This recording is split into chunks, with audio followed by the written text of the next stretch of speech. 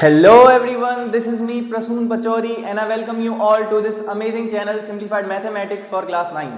तो बच्चों आज की वीडियो में हम डिस्कस करने वाले हैं अपने लेक्चर नंबर फिफ्थ को जो कि पॉलिनोमियल्स का होने वाला है। आप लोग जानते होंगे, अगर आप इस चैनल पे पुराने स्टूडेंट हैं तो आप जानते होंगे कि इस चैनल पे हम लोग पॉलिनोमियल्स के 4 लेक्चर कवर कर चुके हैं और आज बारी है लेक्चर नंबर 5 की। तो आइए बिना किसी देरी के शुभारंभ करते हैं इस बहुत ही सुंदर बहुत ही प्यारे लेक्चर का। आइए बच्चों डिस्कस करते हैं इसको। आइए सबसे पहले मैं आपको बताता हूं कि इस वीडियो के अंदर, इस लेक्चर के अंदर हम लोग क्या क्या टॉपिक्स कवर करने वाले हैं। जैसा कि हम हर बार करते हैं, आज फिर से वहीं से शुरू करेंगे। ठीक है, आइए स्टार्ट करते हैं। सबसे पहले आज की वीडियो का जो मेन मुद्दा है वो क्या है बच्चों?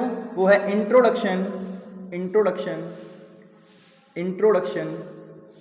Introduction to factorisation. बेटा आपके जो फैक्टराइजेशन जो है वो बचा हुआ है, जल्दी से इसको भी कवर कर लेते हैं।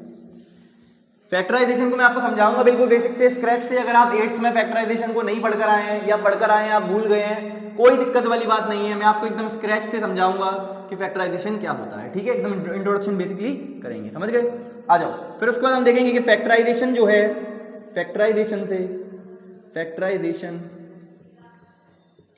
फैक्टराइजेशन बाय टेकिंग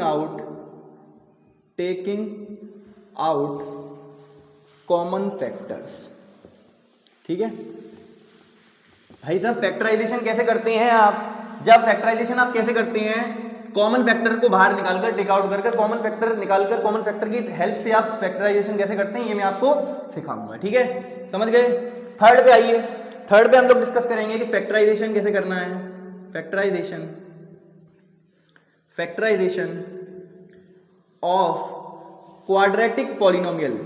बेटा ये आपको आता है क्वाड्रेटिक पॉलिनोमियल क्या होता है? ठीक है, क्वाड्रेटिक पॉलिनोमियल, डोंट वरी, फिर भी समझाऊंगा। Polynomial, factorisation of quadratic polynomial by splitting the middle term, splitting the middle term. जो आपकी मिडिल टर्म है उसको स्प्लिट करके आप फैक्टराइजेशन कैसे करेंगे? मतलब मिडिल टर्म, सिंपल भाषा में अगर कहूं तो ये मिडिल टर्म स्प्लिटिंग ही है। मिडिल टर्म स्प्लिटिंग मेथड जो होता है ना आपका, मिडिल टर्म स्प्लिटिंग, पर वो इक्वेशन में भी लगाया जा सकता है जिससे एक्स की वैल्यू निकालते हैं। हम यहाँ पर पॉलिनोमियल्स के लिए डिस्कस करेंगे कि एक पॉलिनोमियल दी है उसको फैक्टराइज करके आप कैसे लिखेंगे by the help of middle term splitting. ठीक है, तो ये तीन टॉपिक बेसिकली हम इस वीडियो के अंदर कवर करने वाले हैं। इससे पहले बच्चों अगर मैं आपको बताऊं तो एक हैशटैग टॉपिक है, मतलब आपका जो रीकैप है, मैं आपको छोटा सा रीकैप दूंगा। किसका सर? वो एक फैक्टर थ्योरम का। किसका बच्चों? फैक्टर थ्योरम का, शुरुआत में फैक्टर थ्योरम का एंड रिमाइंडर थ्योरम का। ठीक है, तो बच्चों रिमाइंडर थ्योरम और फैक्टर थ्योरम बहुत इंपॉर्टेंट टॉपिक है इस चैप्टर का, फैक्टर थ्योरम और रिमाइंडर थ्योरम।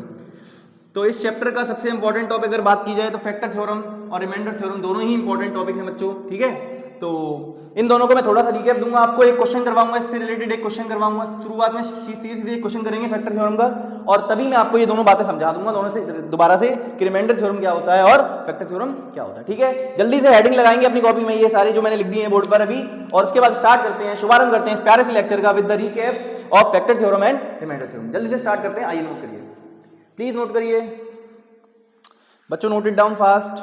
बेटा आपके पास एक कॉपी होगी, मैं बिलीव कर रहा हूं ऐसा कि आपके पास एक कॉपी होगी। ठीक है, स्टार्ट करें। हेलो हेलो, सब सही चल रहा है ना बच्चों? कोई दिक्कत तो नहीं आ रही? दिवाली कैसी रही आपकी? आई होप सबकी बढ़िया रही होगी, एकदम मस्त। ठीक है, मिटा लें इसको। आइए स्टार्ट करते हैं छोटे से रिकैप के साथ फैक्टर थ्योरम और रिमाइंडर थ्योरम की। ठीक है, आइए सबसे पहले मैं आपको एक सवाल करवाता हूं, बहुत ही अच्छा। एक दो सवाल रह गए हैं जो पिछली वीडियो में हमने डिस्कस किया था पूरा फैक्टर थ्योरम को और उसके सवालों को। आई होप आपने वो वीडियो देखी होगी और आपको वो लेक्चर अच्छा लगा होगा। ठीक है, आइए जल्दी से एक सवाल लेते हैं, एक सवाल को नोट करते हैं और उसके बाद देखते हैं बाकी कहानी। ठीक है, क्वेश्चन है आपका बच्चों, प्यारे बच्चों, क्वेश्चन है आपका, if x plus 2 and x minus 1, if x plus 2 and x minus 1 are the factors of x cube minus 10x square minus है प्लस है?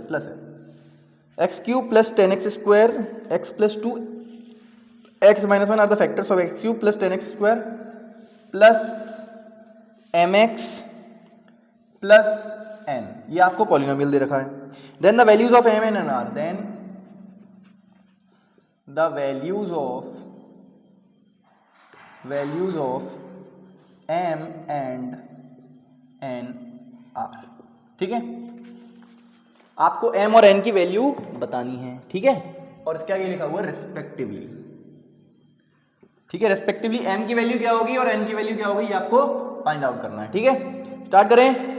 सबसे पहले आप ट्राई करना चाहेंगे, आई होप जो लोग पुराने हैं, जो लोग नए आए हैं वो लोग तो प्लीज शांति से ही बैठे रहिए, उनका तो कुछ कह नहीं सकते अब। ठीक है, पर जो लोग पुराने हैं, जिन लोगों ने पुरानी वीडियो देखी है, फैक्टर थ्योरम के बारे में जानकारी है जिनको, वो जल्दी से इस क्वेश्चन को सॉल्व करने का प्रयास कीजिए और जल्दी से बताइए कि m और n की वैल्यूज क्या आने वाली, जल्दी से बताइए। ठीक है, एक बार मैं वीडियो चेक कर लूं क्या ये सही बन रही है। हाँ, यस, एब्सोल्युटली करेक्ट, अच्छी है। चलो स्टार्ट करें, बोलो बोलो, स्टार्ट कर रहे हैं, आ जाइए, स्टार्ट कर रहे हैं। सॉल्यूशन लिख रहा हूं मैं, स्टार्ट कर रहा हूं। ठीक है, आप देख लीजिएगा सॉल्यूशन। अब सबसे पहले आपको क्या मानना है, पॉलिनोमियल जो रखी है उसको px मानिए। क्या दे रखी है polynomial, px sir x cube plus 10x square plus mx plus n, ये आपको एक पॉलिनोमियल दे रखी है। ठीक है, फिर इसको इनमें से किसी एक को आप gx मान लीजिए फिलहाल के लिए। क्या मान लीजिए, gx। क्या मान रहे हैं आप gx को, x प्लस। एक बात बताइए, बाय रिमाइंडर थ्योरम आप रिमाइंडर क्या बोलोगे, बाय रिमाइंडर थ्योरम आप क्या बोलोगे कि रिमाइंडर क्या आएगा, सर वो रिमाइंडर आएगा ना, वो आएगा p ऑफ -2। जिन बच्चों को दिक्कत है इस चीज में, वो पीछे वाली वीडियो को जाके देखें। रिमाइंडर थ्योरम में मैंने आपको समझाया था कि अगर आपको एक पॉलिनोमियल दे रखी है px, जिसको आप किसी दूसरी पॉलिनोमियल x प्लस 2 से डिवाइड करेंगे, तो आपका जो रिमाइंडर आएगा वो p ऑफ x की वैल्यू को सॉल्व करके, यहां से x की वैल्यू को सॉल्व करो, और जो x की वैल्यू को सॉल्व करके जवाब आ रहा है वो आ रहा है -2। जब x की वैल्यू को सॉल्व करके -2 जवाब आएगा, भैया इसको सॉल्व करके 0 के बराबर रख दो, भैया इसको सॉल्व करके 0 के बराबर रख दो। क्या कर दो, 0 के बराबर रख दो, और यहां से आप बताओ x की एक वैल्यू आएगी आपके पास, क्या आएगी, x की एक वैल्यू आएगी। तो उसी x की वैल्यू को उठाकर इस ब्रैकेट के अंदर रख देना है, इस ब्रैकेट के अंदर रख देना है, तो यही आपका आएगा रिमाइंडर p ऑफ -2। और बच्चों क्वेश्चन में साफ कहा गया है कि ये जो है एक फैक्टर है इसका। अब ये बात आपको कौन बताता है, अगर ये किसका फैक्टर है, अगर ये पॉलिनोमियल इस पॉलिनोमियल का एक फैक्टर है, तो यहां से हमें फैक्टर थ्योरम बताती है, बाई फैक्टर थ्योरम हम ऐसा बोल सकते हैं कि ये रिमाइंडर जो आ रहा है वो 0 आएगा। क्या आप इस बात से सहमत हैं? जो बेटा इस बात से सिर्फ वही बच्चे सहमत होंगे जिन बच्चों ने प्रीवियस लेक्चर मेरा देखा होगा। क्यों? क्योंकि उस लेक्चर में मैंने आपको ये जो फैक्टर थ्योरम वाली बात है ये आपको मैंने समझाई थी। ठीक है, जब एक पॉलिनोमियल, दोबारा समझा रहा हूं, जब एक पॉलिनोमियल दूसरी पॉलिनोमियल का एक फैक्टर होता है तो हम बोलते हैं कि इस केस में जब ये पॉलिनोमियल इसको डिवाइड करेगा तो आपका जो रिमाइंडर आएगा वो क्या आएगा बच्चों, 0 आएगा। तो मैंने वो वही किया, रिमाइंडर को 0 के इक्वल कर दिया। यहां से मुझे एक इक्वेशन मिलेगी, सो मैं बोलूंगा p ऑफ -2 जो आएगा वो कितना आएगा बच्चों, 0। तो जरा p ऑफ -2 की वैल्यू निकाल लेते हैं। सर p ऑफ -2 कैसे निकालेंगे, इस -2 इस पूरी पॉलिनोमियल में, बेटा इस वाली पॉलिनोमियल में जहां जहां पर आपका x आ रहा है वहां पर आप -2 को रख दीजिए, जल्दी से रखिए। तो x की जगह पर रखूंगा तो -2 का और क्यूब हो जाएगा ये, फिर प्लस का 10 -2 का स्क्वायर हो जाएगा, सही है, प्लस m और यहाँ -2 आ जाएगा, प्लस n तो n ही रहेगा, n को नहीं छेड़ना है, और इक्वल टू में 0 कर दिया क्योंकि वहां 0 लगा हुआ है। समझ गए? हाँ सर, आपको फिर से बता रहा हूं, नेगेटिव नंबर की power odd number, negative number की पावर ऑड नंबर हमेशा आंसर नेगेटिव आता है। क्या आता है? नेगेटिव। तो 2 का क्यूब कितना होता है सर, 8, पर 8 पावर ऑड है तो इसलिए नेगेटिव का आएगा, प्लस 10 नेगेटिव नंबर की पावर इवन नंबर हमेशा आंसर पॉजिटिव आएगा, 2 का स्क्वायर होता है सर 4, और वही पॉजिटिव का है, वही लिख दिया। ठीक है, प्लस m, अब ये सुनो, m इनसे मल्टीप्लाई करेंगे तो ये माइनस का 2m हो जाएगा, क्या हो जाएगा, माइनस का 2m हो जाएगा, और प्लस का n तो एज इट इज रहेगा बराबर में 0। इसको थोड़ा सॉल्व करते हैं आगे, तो ये आएगा माइनस का 8 प्लस का 10 4 जा 40 प्लस का 40 और माइनस का 2m प्लस का n बराबर में 0। इसको थोड़ा और सॉल्व करते हैं तो ये हो जाएगा 40 में से 8 को माइनस कर दीजिए तो ये आएगा 32 माइनस का 2m प्लस का n बराबर में 0। ठीक है, यहां से एक इक्वेशन बन जाएगी आपके पास। इसको पूरा सॉल्व करें, थोड़ा सा और सॉल्व कर लें, थोड़ा सा और सॉल्व कर लें क्या, इस पूरी चीज को इस तरफ लेके जा रहा हूं, इस पूरी चीज को इस तरफ लेके जा रहा हूं, ध्यान से देखिएगा। 32 बराबर में हो जाएगा 2m माइनस का n। क्या आप यहां तक सहमत है मेरी बात से कि ये इक्वेशन ये आएगी, इसको बोलेंगे इक्वेशन नंबर फर्स्ट। ठीक है, समझ गए? समझ गए भाई साहब? ये क्वेश्चन यहां से ही आ गई, कुछ नहीं किया है मैंने। क्या किया मैंने, देखा इन दोनों को देखकर मैंने ये बोला कि इन दोनों को देखकर आपको क्या महसूस होता है, रिमाइंडर क्या आएगा, आर फॉर क्या है बच्चों, रिमाइंडर आएगा सर पी ऑफ जो भी पॉलिनोमियल में यहां पर जहां भी पॉलिनोमियल दी है, जहां पर एक्स है वहां पर -2 की वैल्यू रखो, वही आपका रिमाइंडर आएगा। और मैंने ये भी दिया हुआ है क्वेश्चन में कि x+2 जो है वो इसका फैक्टर है। अगर x+2 इसका फैक्टर है तो जरूर से आपका जो रिमाइंडर आएगा वो क्या आएगा, 0 आएगा। मतलब रिमाइंडर जो है वो 0 के बराबर कर दिया। ये कंडीशन बनाई मैंने, ये कंडीशन बनाई, यहाँ सॉल्व किया, बस केवल वैल्यू रख के सॉल्व किया, मेरे पास एक इक्वेशन आ गई इस फॉर्म में। समझ गए? ये मेरे पास एक इक्वेशन आई है। सर दूसरी इक्वेशन कैसे आएगी, दूसरे फैक्टर से। एक फैक्टर ये रखा है, एक फैक्टर ये रखा है, तो दूसरी हम फैक्टर से दूसरी इक्वेशन को बनाएंगे। समझ गए बच्चों? समझ गए? बहुत ही आसान सवाल है ये, बस मैंने रिवीजन के पर्पज से आपको ये सवाल करवा दिया है। आ जाओ, अब जी एक्स ले लिया आपने, अब आप मान लीजिए एच एक्स आपका क्या है, ये सब कुछ आपको लेट करना है। एच एक्स बराबर x - 1, एच एक्स आपने इसको मान लिया। अगर आपके पास ये पॉलिनोमियल है, ये एच एक्स है, तो बताना जरा इन दोनों को सॉल्व करके बताना जरा, इन दोनों को सॉल्व करके कि रिमाइंडर कितना आएगा। सर इस केस में जो रिमाइंडर आएगा ना वो आएगा p ऑफ 1, और ये भी बराबर किसके होगा बेटा, 0 के। क्यों? बिकॉज साफ साफ लिखा हुआ ये एंड ये दोनों ही आर द फैक्टर्स, ये दोनों ही are the factors of this polynomial. अगर ये और ये दोनों इसके फैक्टर है तो आप बताइए क्या होगा। सर इससे जब इसको डिवाइड करेंगे तो भी रिमाइंडर कितना आएगा, 0। जब इस पॉलिनोमियल से इस पॉलिनोमियल को डिवाइड करेंगे तब भी रिमाइंडर कितना आएगा, 0। समझ गए बच्चों? जो बच्चे प्रीवियस लेक्चर वाले हैं उनको ये बातें बहुत बहुत बहुत आसान लग रही होंगी, और जो बच्चे आज नहीं आए हैं सीधे डायरेक्टली 4th लेक्चर को बिना देखे इस लेक्चर पे जंप कर रहे हैं, भाई साहब उनको कुछ समझ में नहीं आएगा। ठीक है, आइए स्टार्ट करते हैं। अब P ऑफ 1 निकालना है, तो P ऑफ 1 बराबर 0 रखेंगे। पहले सबसे पहले P ऑफ 1 होता क्या है सर, इस पूरी पॉलिनोमियल में जहां पर x है वहां पर क्या रखना है, 1। तो 1 का क्यूब, भाई साहब 1 का क्यूब हो गया, प्लस 10 इंटू एक्स यानी कि 1 का स्क्वायर, और प्लस में m इंटू एक्स यानी कि m इंटू 1, प्लस में n बराबर में 0। सॉल्व करो इसको जरा। सर ये आएगा सॉल्व करके 1 प्लस 10 और ये 1 का स्क्वायर 1 होता है, तो 10 1 10 हो गया, डायरेक्ट लिख दे रहा हूँ 10 और ये m प्लस n बराबर में 0। समझ गए यहाँ तक? बोलो हाँ सर समझ गए। एक बात और नोट कर लो भैया, 10 प्लस 1 होता है 11 बराबर में 11 प्लस m प्लस n बराबर में 0। यहां से आप क्या करो, किसी भी एक वेरिएबल की वैल्यू निकाल लो, दूसरे में पुट कर देंगे इक्वेशन में और हमारा जवाब आ जाएगा। समझ गए? बोलो बोलो बोलो, अरे बोलो। या फिर आप ऐसा करो, इसको आसान बनाने के लिए देखो, आप इसको यहीं छोड़ दो, इसको आप यहीं छोड़ दीजिए, ठीक है। पर आप इसको इक्वेशन नंबर ना बोलकर, इसको इक्वेशन नंबर 1 ना बोलकर इसको थोड़ा सा और सिंप्लीफाई कर लो। ऐसे थोड़ा सा और सिंप्लीफाई करोगे तो यहां से आप निकाल लो n की वैल्यू निकाल लो। n की वैल्यू क्या आएगी, इसको n को इस तरफ लेके आओ, 32 इधर लेके आओ, तो आएगी n की वैल्यू आएगी 2m - 32। भाई साहब क्या आप ये जो नोटिस कर पा रहे हो, इस n को जब मैं इधर लेके आऊंगा, तो n पॉजिटिव का आएगा और 32 को इधर लेके जाऊंगा तो 32 नेगेटिव का हो जाएगा, यानी कि 2m माइनस का 32, ये आएगी n की वैल्यू। क्या आएगी ये, n की वैल्यू। आप इसको बोल दो इक्वेशन नंबर फर्स्ट, इसको बोल दो आप इक्वेशन नंबर फर्स्ट। मैं एक बार चेक कर लूं क्या दिख रहा है इसमें साफ। भाई थोड़ा सा गड़बड़ है, अब ठीक है बच्चों, अब ठीक है ना, अब ठीक लग रहा होगा आपको, जहां तक मैं जानता हूं। थोड़ा सा गड़बड़ हो गया भाई, थोड़ा सा नीचे वाला पोर्शन, ये वाला पोर्शन आपको नहीं दिख रहा होगा। मैं बोल के बता देता हूं 32 is equal to 2m - n, ठीक है। अब इस इक्वेशन को अगर देखें तो इस इक्वेशन को आप बोल दीजिए n बराबर 2m - 32। अब यहां पर आप क्या करिए, यहां पर आप क्या कीजिए बच्चों, यहां पर आप n की वैल्यू को लगा दीजिए, जल्दी से n की वैल्यू लगाओ तो क्या होगा आंसर बताओ।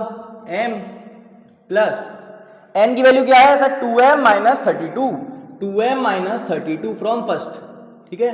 2m - 32 n नहीं, 2m - 32, ठीक है। n की जगह पर हमने लगा दिया 2m - 32 बराबर में 0 चल रहा है, ठीक है। समझ गए? फ्रॉम फर्स्ट यहाँ के लिखोगे, ब्रैकेट में लिख देना फ्रॉम फर्स्ट, ब्रैकेट में क्या लिखोगे, फ्रॉम फर्स्ट, बस इसको सिंप्लीफाई कर लो, आंसर आ जाएगा। Sir 2m plus m sir 3m होता है, और 32 में से 11 को माइनस करते हैं तो आंसर आएगा नेगेटिव का पहले तो, क्योंकि नेगेटिव का 32 है, इसलिए 2 - 1 होता है 1, 3 - 1 होता है फिर 2 बराबर में 0।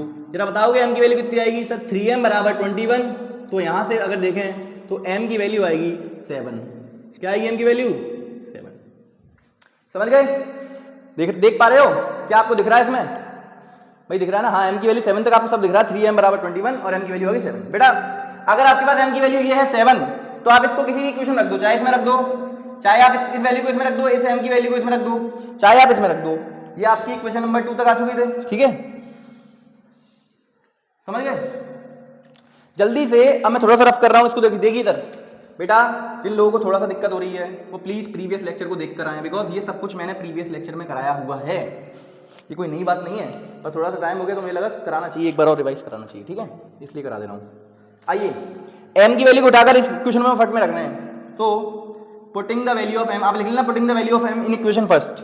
पुटिंग m, आप लिख दीजिए put m equals to 7 in equation first.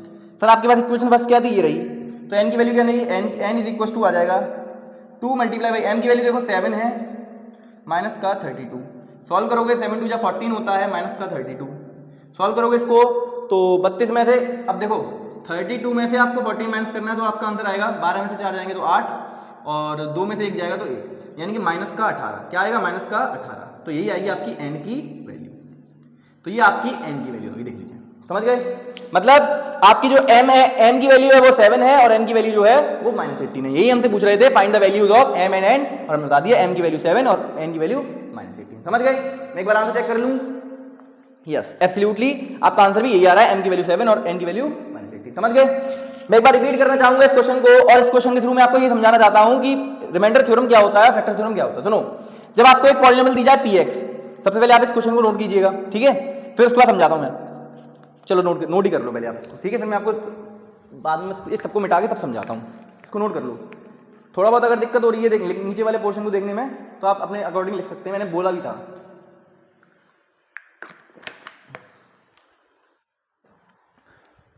Note करो,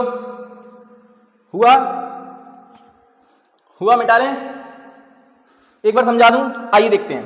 पॉलिनोमियल दे रखा था px, आपसे बोला गया ये और ये दोनों इसके फैक्टर हैं, अगर ये दोनों इसके फैक्टर हैं तो एक बात आपको फैक्टर थ्योरम बताती है। सर वो बात क्या है, वो बात बच्चों ये है कि जब एक नंबर दूसरे का फैक्टर होता है तो हम बोलते हैं जब इस नंबर से इस नंबर को डिवाइड करेंगे तो आपका आंसर जो आएगा, आपका जो रिमाइंडर आएगा, आंसर नहीं, आपका जो रिमाइंडर आएगा वो क्या आएगा, 0। तो हमने क्या किया, रिमाइंडर को उठाकर 0 को बराबर कर दिया। तो रिमाइंडर को उठाकर जब एक कंडीशन से 0 को बराबर करोगे, जब एक कंडीशन से 0 के बाद रिमाइंडर को 0 को बराबर कर दोगे तो एक इक्वेशन निकल कर आएगी। जब दूसरी कंडीशन से दूसरे वाले रिमाइंडर को उठाकर 0 करोगे तो दूसरी कंडीशन निकल के आएगी, और दूसरी मतलब इक्वेशन निकल के आएगी। उन दोनों को आप अपना सॉल्व कर लेना, एक की वैल्यू में से एक वेरिएबल की वैल्यू निकालकर दूसरे में पुट कर देना। जब आप पुट कर दोगे तो आपको दिखेगी m और n की दोनों वैल्यूज आ जाएंगी, समझ गए। बिल्कुल आसान तरीका था, बिल्कुल आसान तरीके से मैं आपको करवा दिया, ठीक है। अब जल्दी से मैं आपको छोटा सा रिकैप दे देता हूँ कि एक मतलब छोटे तरीके से मैं आपको ये बता दी, तो क्वेश्चन के थ्रू बता दी मैंने। अब मैं आपको बताना चाहता हूँ जल्दी से कि आपका जो रिमाइंडर थ्योरम है वो फैक्टर थ्योरम है वो है क्या एक्चुअली, ठीक है। एग्जाम्पल से ऐसे मतलब नॉर्मल, आइए जल्दी से देखते हैं। अच्छा सवाल था ये, आप इसको भी अपनी कॉपी में नोट कर लीजिएगा जहां पर आपने फैक्टर थ्योरम के सवाल लगाए हैं, ठीक है। आई होप आपने वो लेक्चर तो देखा ही होगा। आइए जल्दी से देखते हैं। अरे भाई इंक सिस्टम बहुत खराब है। सुनो, जब आपके पास एक पॉलिनोमियल दे रखा हो px बराबर, जब आपके पास एक पॉलिनोमियल दे रखा हो px और आपको इसको डिवाइड करना हो x माइनस a टाइप के किसी पॉलिनोमियल से, जब आपके पास एक पॉलिनोमियल हो px और आपको इससे डिवाइड करना हो तो आप यहां से डायरेक्टली बोल सकते हैं सर इस कंडीशन में जो रिमाइंडर आएगा वो रिमाइंडर आएगा p ऑफ a। क्या आएगा बच्चों, रिमाइंडर p ऑफ a आएगा। अगर यहां पर x माइनस a टाइप की कंडीशन है तो यहां पर रिमाइंडर क्या आएगा, a, p ऑफ a नहीं p ऑफ a। अब ये p ऑफ a क्या है, इस पॉलिनोमियल में जहां जहां पर x हो उसकी जगह पर आप a को ट्रांसफर कीजिएगा, उसकी जगह पर आप a को ट्रांसफर कीजिएगा और वहां से उस p ऑफ a की वैल्यू निकालो, वही वैल्यू जो होगी वही रिमाइंडर कहलाएगी, समझ गए। ये था आपका रिमाइंडर थ्योरम। अब जरा बात करते हैं फैक्टर थ्योरम की। सर फैक्टर थ्योरम क्या था, अगर आपके पास कोई पॉलिनोमियल है px जिसको आप डिवाइड कर रहे हैं x माइनस a टाइप के पॉलिनोमियल से, यहां तक सेम था। उसके बाद देखो इसमें रिमाइंडर क्या आएगा, सर रिमाइंडर तो वही आएगा जो आपने भी बताया पीछे, p ऑफ a। बस इतना सा और कर लेना कि रिमाइंडर कितना आएगा, रिमाइंडर 0 आएगा। क्यों क्यों क्यों क्यों क्यों क्यों आपसे बोला जाएगा कि ये अगर फैक्टर थ्योरम की बात हो रही तो कि ये इसका फैक्टर है, अगर ये इसका फैक्टर है तो रिमाइंडर कितना आएगा, 0। देखो दोनों तरीके से बताता हूं। अगर आपको दिया जाए कि ये पॉलिनोमियल इस पॉलिनोमियल की एक फैक्टर है तो आप बोलोगे रिमाइंडर कितना आएगा, 0। अगर आपको दिया जाए कि रिमाइंडर जो है वो 0 है तो आप साफ साफ बोल दोगे कि ये पॉलिनोमियल इस पॉलिनोमियल का एक फैक्टर है। सर क्या है, समझ गए। दोनों तरीके से मैं आपको फैक्टर थ्योरम और जल्दी से रिमाइंडर थ्योरम भी समझा दिए। अब जल्दी से हम स्टार्ट करते हैं अपने मेन टॉपिक को, मेन मुद्दे को। 20 मिनट तो हो ही गई हैं सवाल करते करते। अब जल्दी से हम स्टार्ट करते हैं अपने मेन मुद्दे को, दैट इज अपना फैक्टराइजेशन, ठीक है। फैक्टराइजेशन को स्टार्ट करते हैं। आइए बच्चों, फैक्टराइजेशन टॉपिक नंबर, आज की क्लास का मेजर टॉपिक जो है वो यही है, मतलब मेन टॉपिक जो है वो यही है, इंट्रोडक्शन टू फैक्टराइजेशन। ठीक है, आइए बिना किसी देरी के स्टार्ट करते हैं फैक्टराइजेशन को। समझ गए बेटा? बिल्कुल बेसिक से पढ़ा रहा हूं, बिल्कुल बेसिक से। अगर किसी ने class 8th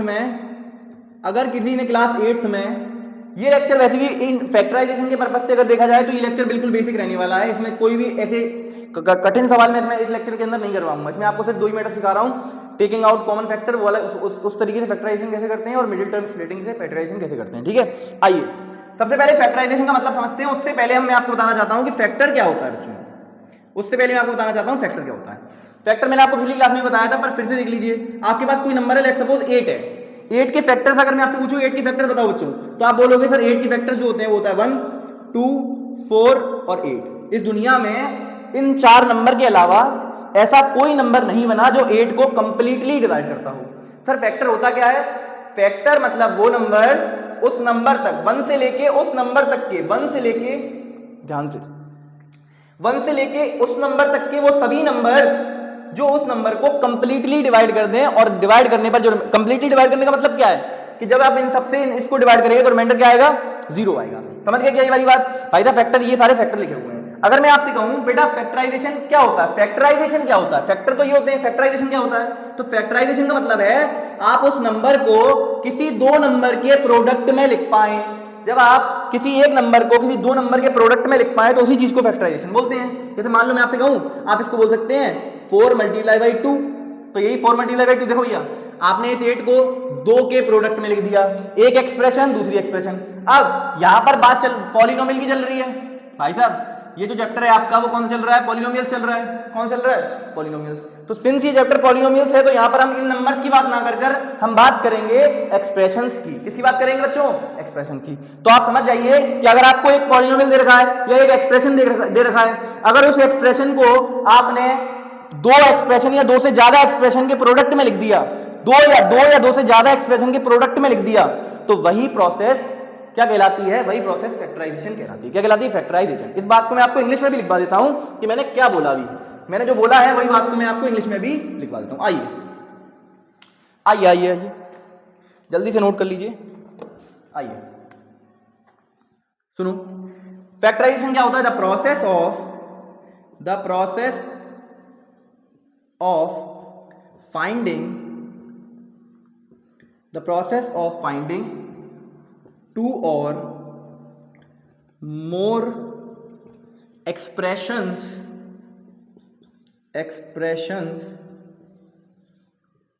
whose product is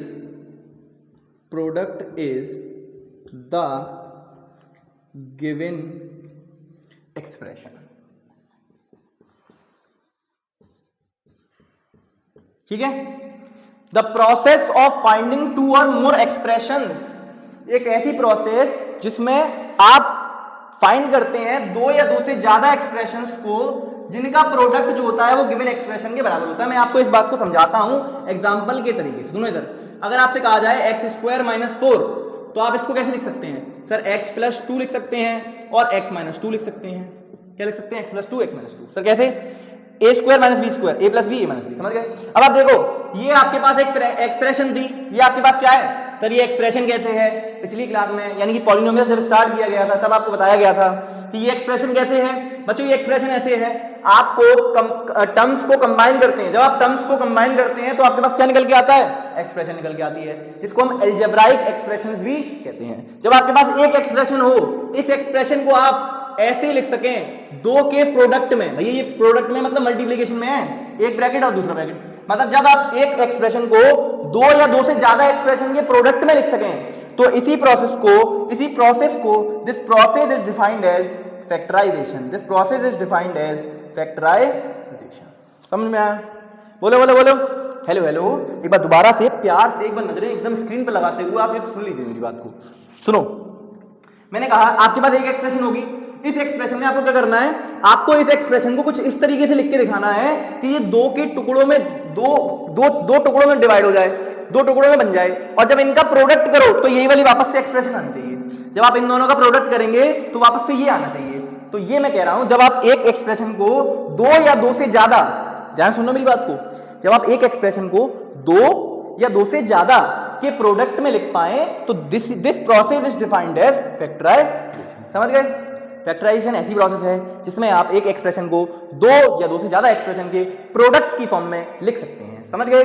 अब तो पीछे मम्मी को भी समझ में आ गया होगा कि भैया क्या होता है फैक्टराइजेशन। समझ गए? बोलो बोलो बोलो, अरे बोलो। यस सर, हम समझ चुके हैं। समझ गए? मैं चेक कर लूं एक बार, how is the video right now? Yes, it is absolutely fine. समझ गए? फैक्टराइजेशन क्या होता है? ये प्रोसेस है, छोटी सी प्रोसेस है, एक एक्सप्रेशन दी होगी, उसको आपको दो या दो से ज्यादा एक्सप्रेशन में तोड़कर लिखना होगा। एक बात और नोट कर लो यहाँ पर, नोट में एक बात अगर आपको लिखवाऊं तो नोट आप लिख करके लिखिए। नोट क्या लिखोगे? इट इज द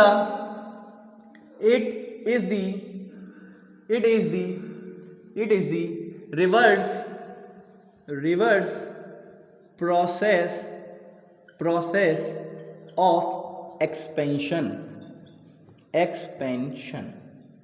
ठीक है? समझ गए?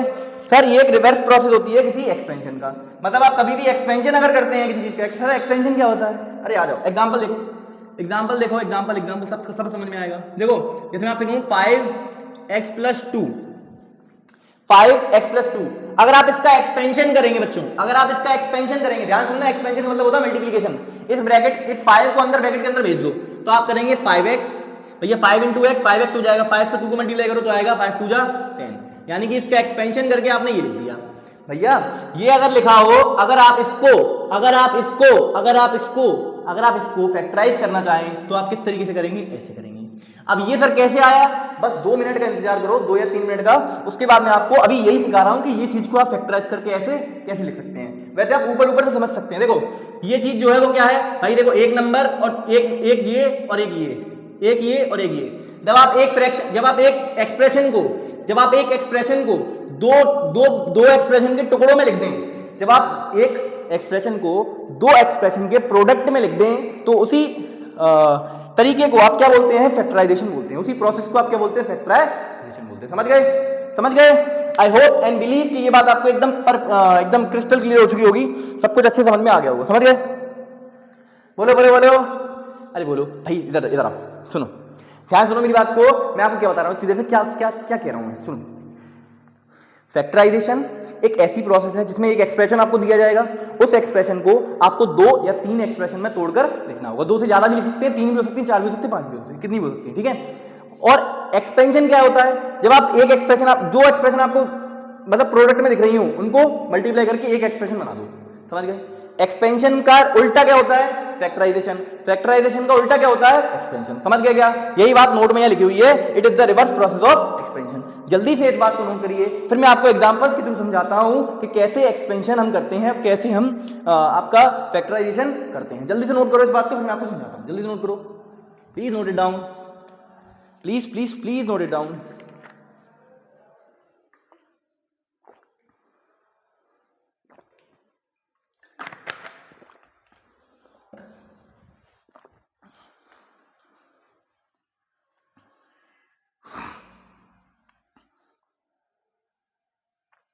समझ गए? अरे नोट कर लिया क्या? हाँ सर नोट कर लिया है। अब इस सबको मिटा देते हैं। ठीक है? आप बारी क्वेश्चंस किए इसलिए अब धीरे धीरे इन सबको मिटा दे रहे हैं।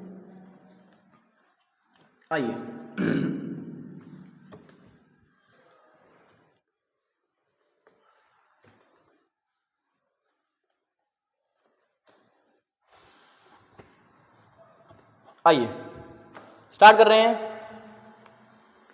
आइए सबसे पहले एक छोटा सवाल कर लेते हैं जल्दी से। 2x² y² z, ये आपके पास एक पूरी एक्सप्रेशन दिखी हुई है ऐसे। अब जब एक एक्सप्रेशन दिख रही हो, इसको तोड़कर कई सारी एक्सप्रेशंस के प्रोडक्ट की फॉर्म में लिख दोगे तो वही आपका फैक्टराइजेशन कहलाएगा। तो आपसे कहा जा रहा है factorise this expression. Sir factorise कैसे करते हैं? आइए सबसे पहले इसका क्या लगा हुआ? 2 को अलग कर लीजिए। सर x² का मतलब क्या होता है बच्चों? x² का मतलब क्या होता है कि जब x को x से मल्टीप्लाई करेंगे तभी तो x² बना होगा।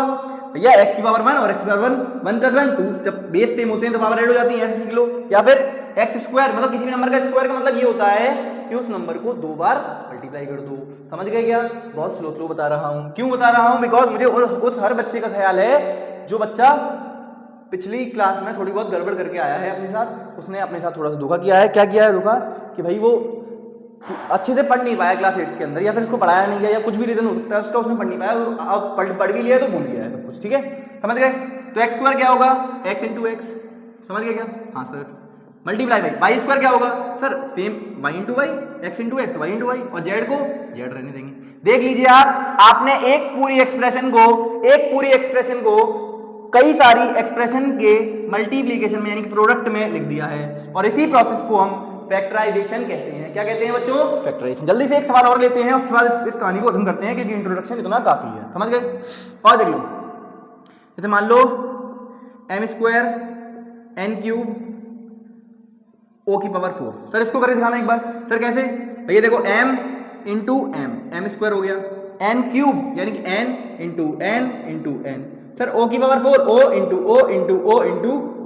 देख लीजिए आप, आपने एक एक्सप्रेशन को तोड़ कर ऐसा बना दिया, और इसी प्रोसेस को आप क्या बोलते हैं? इसी प्रोसेस को आप बोलते हैं फैक्टराइजेशन। समझ गए? आई होप एंड बिलीव कि आपको अच्छे समझ में आ गई होगी। अब जल्दी से स्टार्ट करते हैं अपने टॉपिक नंबर 2 को, that is factorisation by taking out common factors. आइए, इसके मैं आपको कई सारे सवाल करवाऊंगा। ठीक है, तो आपको ज्यादा टेंशन नहीं लेनी है, सारे सवाल आपसे हो जाएंगे। बिल्कुल आसान टॉपिक है ये, सारे क्वेश्चंस में लिख के लाया हूं, तो आप टेंशन ना लें बिल्कुल भी। आइए जल्दी से नोट कर लेते हैं सभी क्वेश्चंस को। सबसे पहले टॉपिक नंबर 2 है अपना factorisation by taking out common factors. ठीक है, अब कॉमन फैक्टर्स की हेल्प से फैक्टराइजेशन कैसे करते हैं वो आपको मैं सिखा रहा हूँ। बहुत आसान है, सारे क्वेश्चन से आपको समझ में आ जाएगा आपको सर। ठीक है, पहला क्वेश्चन, इसमें क्वेश्चन है बेटा, सारे क्वेश्चन एक साथ लिख लेता हूँ ताकि आपको सारे क्वेश्चन समझा। एक मिनट, बिल्कुल बेसिक से स्टार्ट करते हैं। सबसे पहले आप ले रहे हैं 3x + 6। ठीक है, दूसरा 7a² + 14a। थर्ड देखो, ये दूसरा हो गया, ये पहला हो गया, पहला दूसरा और तीसरा लिख रहे हैं 5x² + 10x, 5x² + 10x। ठीक है, फोर्थ देखिए 6a + 18b, 6a + 18b। Fifth 8m³ minus का 4m²। ठीक है, ये 2 5 हो गए। 6 देखिए 15p² p²q + 20pq²। ठीक है, समझ गए? 6 हो गया। 7 देखिए, 7th 5a b + c - 7b b + c। ठीक है, ये हो गया है ना। 7th हो गया। 8th देखिए,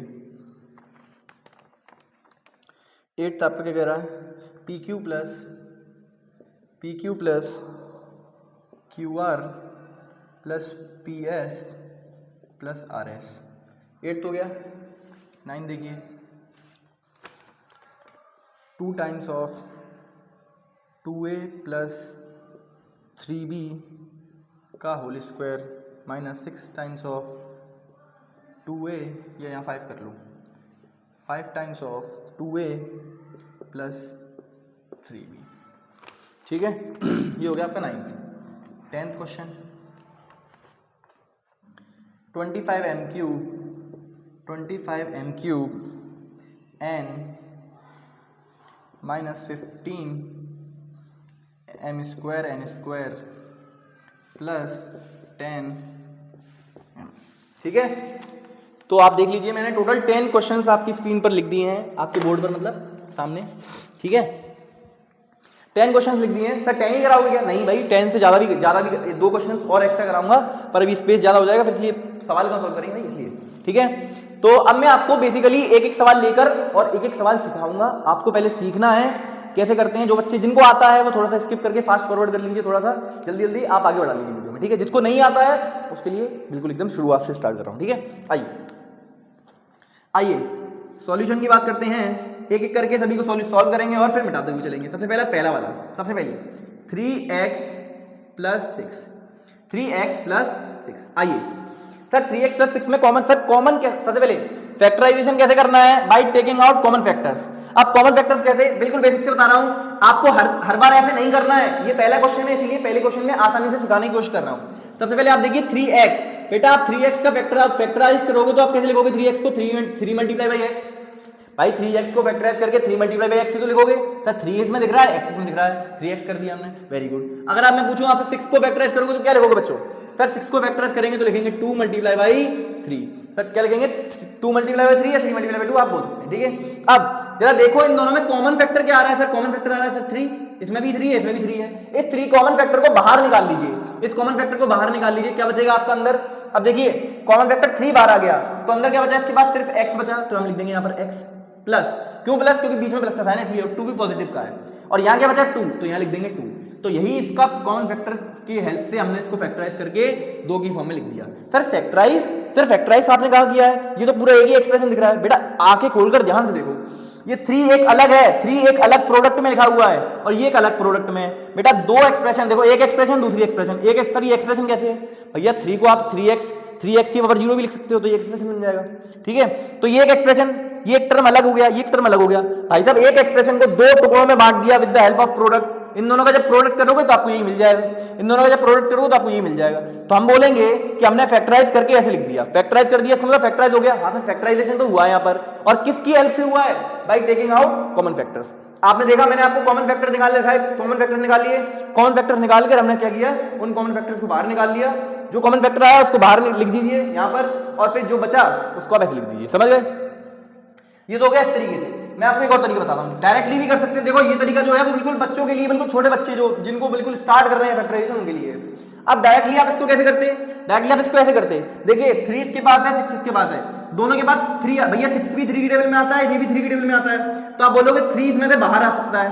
फिर यहाँ क्या बचेगा? अगर 3x से 3 चला गया तो क्या बचा? x प्लस, सर इस 6 से अगर 6 में से 3 निकाल लोगे तो क्या बचेगा? 6 की मतलब अगर 3 को 6 से डिवाइड करें, मतलब 6 को 3 से डिवाइड करें तो आंसर कितना आएगा? सर 2। तो यहाँ बचेगा 2। समझ गए क्या? बोलो बोलो बोलो, ये देख लो और ये देख लो, सेम है। बोलो बोलो बोलो, 3 × x + 2, 3 × x + 2। समझ गए? तो आप इस तरीके से भी कर सकते हैं। मैं आपको सजेस्ट करूंगा आप ऐसे करें, और जो बच्चे जिनको बिल्कुल कुछ नहीं आता है, उनके लिए ये मेथड है, आप ऐसे लिखें पहले, उसको समझ गए क्या? बोलो बोलो बोलो सर मैं, आप कैसे कराओगे? मैं हमेशा ऐसे कराऊंगा। एक तरीका मैंने आपको सिखा दिया है, अगर आपको नहीं आता है, आप बिल्कुल बेसिक हैं, एकदम बेसिक से चल रहे हैं, तो आप इस तरीके से नोट करके इस तरीके से भी कर सकते हैं, कोई दिक्कत वाली बात नहीं है। ये था अपना क्वेश्चन नंबर 1। जल्दी से स्टार्ट कर रहा हूं, अब क्वेश्चन नंबर 2 आप जल्दी से इसको नोट कर लीजिए। Please note it down fast, please please please note it down fast बच्चों, बहुत आसान तरीका था ये, मैंने आपको सिखा दिया, ठीक है। आइए क्वेश्चन नंबर 2 को स्टार्ट करते हैं। सर क्वेश्चन नंबर 1 डन हो चुका है, मैंने कहा तो इस पर टिक लगा दीजिए सर, क्वेश्चन नंबर 1 डन हो चुका है। क्वेश्चन नंबर 2 देखिए, क्वेश्चन नंबर 2 कौन सा है? 7a² + 14a, 7a² + 14a। आइए सर एक तरफ 7 है या 14 है, सर 7 और 14 दोनों 7 की टेबल में आते हैं। किसकी टेबल में आते हैं? 7 की टेबल में। और देखिए यहां पर भी a है और यहां पर भी a है, तो मैं एक 7 और एक a कॉमन निकाल सकता हूं। क्या निकाल सकता हूं? एक 7 और एक a कॉमन निकाल सकता हूं। निकाल लीजिए कॉमन। जब आप 7a कॉमन निकाल लोगे, बेटा 7 और a दोनों आपने कंबाइंडली कॉमन निकाले हैं। सर कैसे?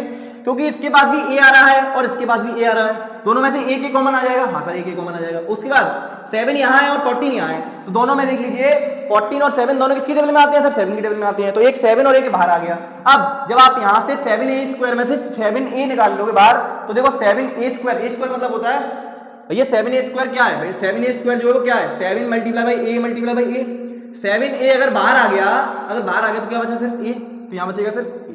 क्या बचेगा? a। बिल्कुल बेसिक से बताई जा रही है एक बात, फिर अगर आप इस 7a अगर आपने सोचा कि 40 देखो a तो बाहर आ गया, तो अब आप जो यहां पर कुछ बचेगा वो एक नंबर बचेगा, वेरिएबल तो बाहर आ चुका है, क्या बचेगा नंबर भैया 14 को अगर 7 से डिवाइड करते हैं तो आंसर कितना आता है, 2 आता है, तो यही बचेगा। अब आप इसको अगर देखो आप चेक भी कर सकते हैं, कैसे, इस 7a को अंदर मल्टीप्लाई करो, जब आप इसको अंदर मल्टीप्लाई करोगे 7a को a से मल्टीप्लाई करो तो 7a², फिर इसको 2 से मल्टीप्लाई करो 7 2 14 14 7a² + 14, समझ गए, बोलो बोलो बोलो। तो यही इसका आंसर है सर, ये क्या है, यही इसका आंसर है सर, इतना छोटा इतना सरल, मैंने कहा इतना ही इजी है बच्चों। इस लेक्चर में आपको बता दूं ये लेक्चर बिल्कुल बेसिक है, बिल्कुल बेसिक, बिल्कुल बेसिक, समझते हो, बिल्कुल बेसिक, इसमें कोई भी एज सच कोई अच्छा सवाल नहीं करवाया गया है अगर आप देखेंगे तो, ठीक है। इसी वजह से जानबूझ के मैंने इस लेक्चर को बेसिक बनाया है, क्यों, क्योंकि जब आपको यही नहीं आता होगा तो आपको फैक्टराइजेशन जो असली फैक्टराइजेशन है वो तो आएगा ही नहीं, तो पहले फैक्टराइजेशन का मतलब समझ लो, इसलिए समझ गए। ये था क्वेश्चन नंबर 2, जल्दी से क्वेश्चन नंबर 2 3 भी निपटा लेते हैं, 3 भी निपटा लेते हैं। आइए बिल्कुल सेम क्वेश्चन है, बिल्कुल सेम, थोड़ा सा वेरिएबल वगैरह चेंज हो गए, बाकी सेम क्वेश्चन है। सुनो 5x² + 10x, 5x² + 10x, third question समझा रहा हूं बच्चों, सेकंड क्वेश्चन हो चुका है यहां तक, ठीक है।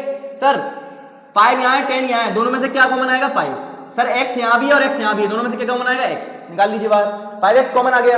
अब देखो 5x² में से 5x अगर बाहर आ गया तो क्या बचेगा, सिर्फ x, तभी तो 5x × x क्या होगा, 5x² होगा, प्लस 5 2 जा 10 होता है तो 2 आ जाएगा यहाँ पर, और x तो बाहर आ चुका है तो ये आ गया x + 2, 5x × x + 2, यही आपका आंसर है, समझ गए क्या, बोलो बोलो बोलो।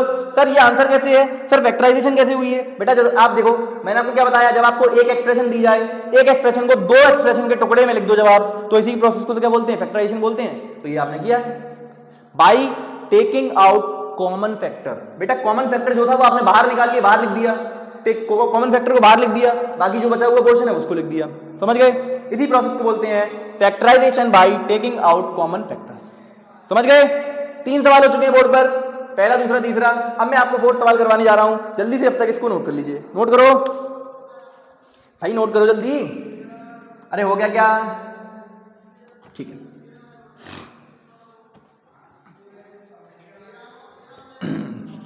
आइए आइए क्वेश्चन नंबर 4 की बारी है। क्वेश्चन नंबर 4 क्या है, 6a + 18b। अब सर 6 और 18 सर दोनों 6 की टेबल में आते हैं, मतलब दोनों में से 6 कॉमन बाहर आ रहा है, सर यहाँ a है यहाँ b है, अब दोनों वेरिएबल्स कैसे होगा बच्चों, अलग। तो अब हर बार की तरह अब यहाँ पर वेरिएबल्स तो कॉमन नहीं आ रहे हैं, तो क्या करें सर, फिर कुछ नहीं, बस 6 को छोड़ दो बाहर, क्योंकि 6 तो दोनों में कॉमन आ रहा है ना, 6 को बाहर निकाल लो, जो कॉमन आ रहा है उसको बाहर निकाल लो, कॉमन आ रहा है उसको टेक आउट कर लो, टेकिंग आउट मतलब कॉमन को बाहर निकाल लीजिए, कॉमन को बाहर निकाल लिया। सर यहाँ अगर 6 को बाहर निकालूंगा तो क्या बचेगा a, प्लस अगर यहाँ 18 है तो यहाँ क्या आएगा बताओ 3, सर 6 3 जाए तो 18 होता है, 3 आएगा, फिर यहाँ b भी आ रहा है तो 3 भी आएगा, 6a + b, 6 × a + 3b, यही आपका इसका फैक्टराइजेशन है, समझ गए क्या, बोलो बोलो बोलो, क्या बोला मैंने, जब यहाँ पर कुछ ऐसा लिखा हो जिसमें वेरिएबल्स आपके सेपरेट ना हो पा रहे हो या वेरिएबल्स कॉमन ना आ पा रहे हो, तो क्या करें आप, जो नंबर कॉमन आ रहा है उसको बाहर निकाल लो, जो नंबर कॉमन आ रहा है उसको बाहर निकाल लो, और बचा हुआ आप एज इट इज लिख सकते हैं, जैसे 6 अगर 6 से मैंने 6 चला गया तो बचा a, 18b में से अगर 6 चला गया बाहर, 6 चला गया तो बाहर क्या बचेगा 3b, सर कैसे, तभी तो 6 3 जा 18b होगा, 6 3 जा 18b, 6 से 18b, समझ गए क्या, बोलो बोलो बोलो। बहुत आसान है ये, बहुत आसान, बिलीव मी, ट्रस्ट मी। अगर आप थोड़ा सा गड़बड़ा रहे हैं, आपको लग रहा है, डर लग रहा है यार ये क्या कर रहे हैं सर, तो एक बार वीडियो को पॉज करके एक बार सोचो कि सर क्या बोल रहे हैं, ठीक है, आपको समझ में आएगा डेफिनेटली, ठीक है। बहुत बेसिक सी चीजें बताई जा रही हैं, समझ गए। इसका आपका इसका फैक्टराइजेशन कुछ इस प्रकार देखेगा, समझ गए। 5th क्वेश्चन को देखेंगे जल्दी से, 4th खत्म, 5th को देखो, 8m³ + 8m³ - 4m², ठीक है। जल्दी से इसको देखो सर, इसमें कैसे करें, 4 और 8 सर दोनों किसकी टेबल में आते हैं, 4 की टेबल में आते हैं, तो हम लिखेंगे सर पहले 4 कॉमन आ रहा है, फिर m और m, सर देखो दोनों में m आ रहा है। अब देख ध्यान से देखो, यहां पर पावर 3 है और यहां पर पावर 2 है, छोटी पावर को कॉमन निकाल लो, सर कैसे भैया, पावर 2 जो है इसमें भी तो आ रही होगी पावर 2, भाई साहब आप इधर देखो, भाई साहब 8m³ बराबर क्या होता है, 8 × m, समझ गए। और अगर मैं पूछूं आपसे 4m² कितना होता है, तो वो होता है 4 × m, और यहाँ पर ऊपर एक और m आएगा, क्यों, क्योंकि पावर 3 है इसलिए। अब देखो एक m 2m यहाँ पर है और 2m देखो यहाँ पर भी तो है, तो ये दोनों कॉमन है इसके, ये दोनों कॉमन है इसके, हाँ सर एक m बचेगा यहाँ पर, मतलब इस कंडीशन में एक m बचेगा और यहाँ पर कुछ भी नहीं बचेगा, तो यहाँ से क्या निकालूंगा, m² को कॉमन निकाल लूंगा। भाई साहब मैं यही तो कह रहा था आपसे, छोटी वाली पावर को कॉमन निकाल लो, अगर ये पावर बड़ी वाली पावर में इंक्लूडेड है तो, समझ गए, हाँ सर। 4m स्क्वायर कॉमन आ गया, बताओ 4m स्क्वायर कॉमन आ गया तो क्या बचेगा यहाँ पर, यहाँ बचेगा 2 4 2 8 होता है और यहाँ पर बचेगा m, क्यों, क्योंकि एक m ही बचा हुआ है यहाँ पर, इसीलिए मैं इस m को यहाँ लिख दिया, समझ गए। अब यहाँ से तो पूरा 4m स्क्वायर बाहर चला गया तो क्या बचेगा यहाँ पर सर 1, जब सब कुछ बाहर चला जाएगा तो क्या बचेगा 1, और यही आपका फैक्टराइजेशन है इस ऊपर वाली एक्सप्रेशन का, इस ऊपर वाली पॉलिनोमियल का या फिर इस ऊपर वाली एक्सप्रेशन का, यही आपका फैक्टराइजेशन है, ठीक है, समझ गए। तो ये था क्वेश्चन नंबर 5, हमने ये क्वेश्चन भी कवर कर लिया है। अब जल्दी से देखते हैं क्वेश्चन नंबर 6 को और स्टार्ट करेंगे बाकी सारे पार्ट्स को, ठीक है। नोट कर लीजिए, प्लीज नोट इट डाउन बेटा, प्लीज नोट इट डाउन। अगर आपको डर लग रहा है तो प्लीज इस वीडियो में बने रहिए, वैसे डरने जैसा कुछ है नहीं इसमें, ठीक है। बहुत आसान आसान बातें मैंने इस लेक्चर के अंदर कवर की हैं, समझ गए। मिटा लें 1 2 3।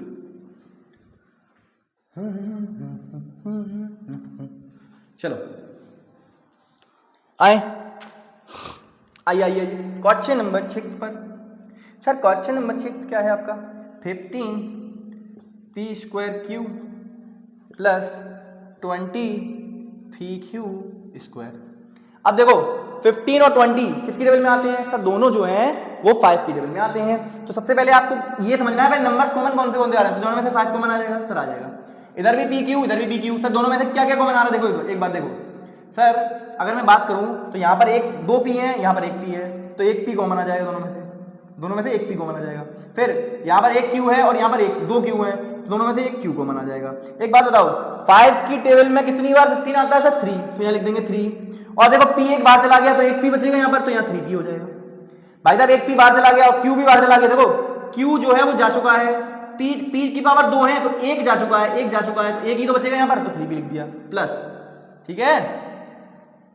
कोई दिक्कत तो नहीं आ रही बच्चों, सर कोई दिक्कत नहीं आ रही, आप जो समझाए भी हो इतने प्यार से तो कैसी दिक्कत आई सर। तो 5pq 3p आ गया, 5 3 15 होता है, 5 4 20 होता है, तो 4 आ जाएगा यहाँ पर। pq बाहर चला गया तो क्या बचेगा यहाँ पर सर, q बचेगा। कैसी बात कर रहे हो सर, इतना आसान सवाल पूछ रहे हो सर, लो यही तो इसका फैक्टराइजेशन बस। सर ये फैक्टर इस एक्सप्रेशन को फैक्टराइज सर कैसे लिखोगे, सर देख लो एक टुकड़ा दूसरा टुकड़ा, दोनों टुकड़े प्रोडक्ट में है, इन दोनों का जब प्रोडक्ट करोगे तो ये आएगा, समझ गया क्या, बोलो सर आपने ही समझाया था, जब एक एक्सप्रेशन दी हो उसको 2 या 2 से ज्यादा एक्सप्रेशन के प्रोडक्ट में लिख पाए तो वही तो फैक्टराइजेशन होता है। इतना आसान तरीके से समझा दिया सर आपने, बहुत आसान पढ़ाते हो सर, मस्त पढ़ाते हो सर, मस्त पढ़ाते हो आप, ठीक है। अरे बोलो, आप पीछे तो कुछ लोग बोलेंगे सर आप तारीफ बहुत करते हो अपनी, बेटा क्या दिक्कत है इसमें, तारीफ करनी चाहिए अपनी, कोई दिक्कत नहीं है, समझ गए भैया। आप नोट्स तो बना रहे हो ना, हाँ भाई क्या आप नोट्स बना रहे हैं बेटा, देखो बेस्ट नोट्स आपके वही होते हैं जो आप खुद से बनाते हैं, ये आपने बड़े बड़े लोगों के, बड़े बड़े टीचर्स के मुंह से सुना होगा, ये बात मैं आपको बता रहा हूँ। Best notes are those notes which you made by yourself, ठीक है।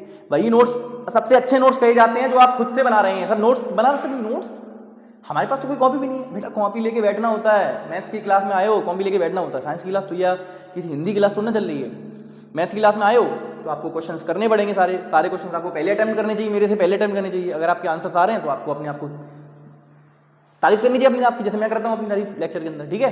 तो वही चीज बताने की कोशिश कर रहा हूँ, नोट कर लीजिए इसको। ये हो गया क्वेश्चन नंबर 6। आइए जल्दी से बिना किसी देरी के स्टार्ट करते हैं अपना क्वेश्चन नंबर 7। समझ गए क्या, बोलो, अरे बोलो, समझ गए। तो ये हो गया, आते हैं 7th क्वेश्चन पे। सर ये क्वेश्चन अच्छा लग रहा है मुझको, मैंने कहा अच्छा आओ इसको भी सॉल्व कर लेते हैं। माइनस का 7b b प्लस c, समझ गए। अब आपको साफ साफ नजरों के साथ दिख रहा होगा, अगर आपके पास नजरें अच्छी हैं तो आपको दिख रहा होगा b प्लस c। सर ये तो पूरे ही कॉमन आ रहा है, मैंने कहा हाँ सर सही बात है, b प्लस सी को पूरे को कॉमन निकाल लो तो ये b प्लस सी कॉमन हो जाएगा। अब बचा क्या, अब सोचो b प्लस सी चला गया तो क्या बचेगा सर, यहाँ बचेगा 5a और यहाँ बचेगा, इसमें ये चला गया है तो 5b प्लस सी तो यहाँ गया तो 5 बचेगा, और यहाँ से b प्लस सी चला गया क्या बचेगा 7b। सर यही तो है इसका आंसर, हाँ सर यही है बेटा, यही है, सही जा रहे हो एकदम। अगर आपने ये निकाला है it means you are going good, आप अपने आप की पीठ थपथपा सकते हैं कि आप अच्छा कर रहे हैं, आप मतलब बेसिक वाली जो लेवल है उससे आप एक लेवल ऊपर है, सही है, आपका सही चल रहा है, ठीक है। बोलो हेलो, क्या आपको ये सवाल समझ में आ गया? क्या मैं आगे चल सकता हूँ? b प्लस सी दोनों में कॉमन दिख रहा था तो मैंने कॉमन निकाल लिया। नजरों का खेल ज्यादा होता है, समझ गए। हेलो नजर लगाइए यहाँ पर, समझ गए। जल्दी से इस क्वेश्चन को नोट करो, क्वेश्चन नंबर 8 करा रहा हूँ। आई होप एंड बिलीव कि आपने नोट कर लिया होगा। आइए क्वेश्चन नंबर 8 की बारी है। 7 खत्म हो चुका है, 8 पे आए। 8 क्वेश्चन अच्छा है sir. P Q plus Q R plus P S plus R S. P Q Q R P S और आर एस, ठीक है। आइए सबसे पहले अब इसमें आपका रीग्रुपिंग वाला मेथड लगेगा। कैसे सर? जो टर्म्स आपको सेम दिख रहे हो, जिसमें पी क्यू आर है, आप देखो पी क्यू, अब इसमें क्यू वाला टर्म दिखना पड़ेगा आपको, तो आप एक क्यू वाला टर्म इसको इसके साथ कंबाइन कर लीजिए, ठीक है। समझ गए क्या? बोलो बोलो बोलो। इसको इसके साथ कंबाइन कर लो और इसको इसके साथ कंबाइन कर लो, दोनों को कंबाइन करके वो बनाओ। आप कैसे बनाओगे सर? आ जाइए देखते हैं। अगर बताओ इन दोनों की बात करो तो इन दोनों में से कॉमन क्या क्या आ रहा है सर? देखो पी क्यू दोनों में Q, इसमें भी क्यू है और इसमें भी क्यू है। जल्दी से कॉमन निकाल लो क्यू, और क्या बचेगा यहाँ पर? P plus r. बोलो बोलो बोलो। हाँ सर। अब इधर देखो प्लस का साइन बीच में लगेगा। दोनों में क्या कॉमन है सर? इसमें भी एस है और इसमें भी एस है। दोनों में से एस कॉमन निकाल लूंगा, क्या बचेगा? P plus R. क्या बचेगा? P plus R. देख लो P plus are, P plus are.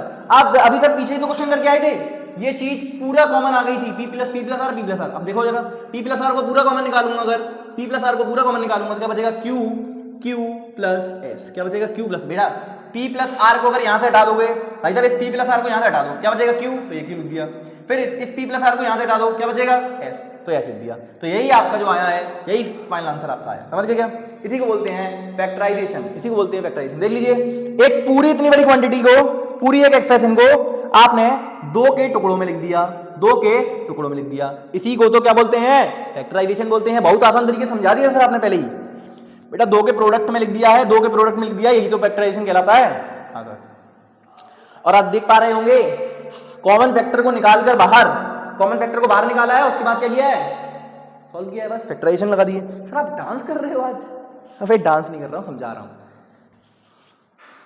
ठीक है ठीक है ठीक है। आई होप एंड बिलीव कि ये बातें सारी आपको समझ में आ जाएंगी। एक बार दोबारा समझाऊं क्या? दोबारा समझाऊं एक बार आपको।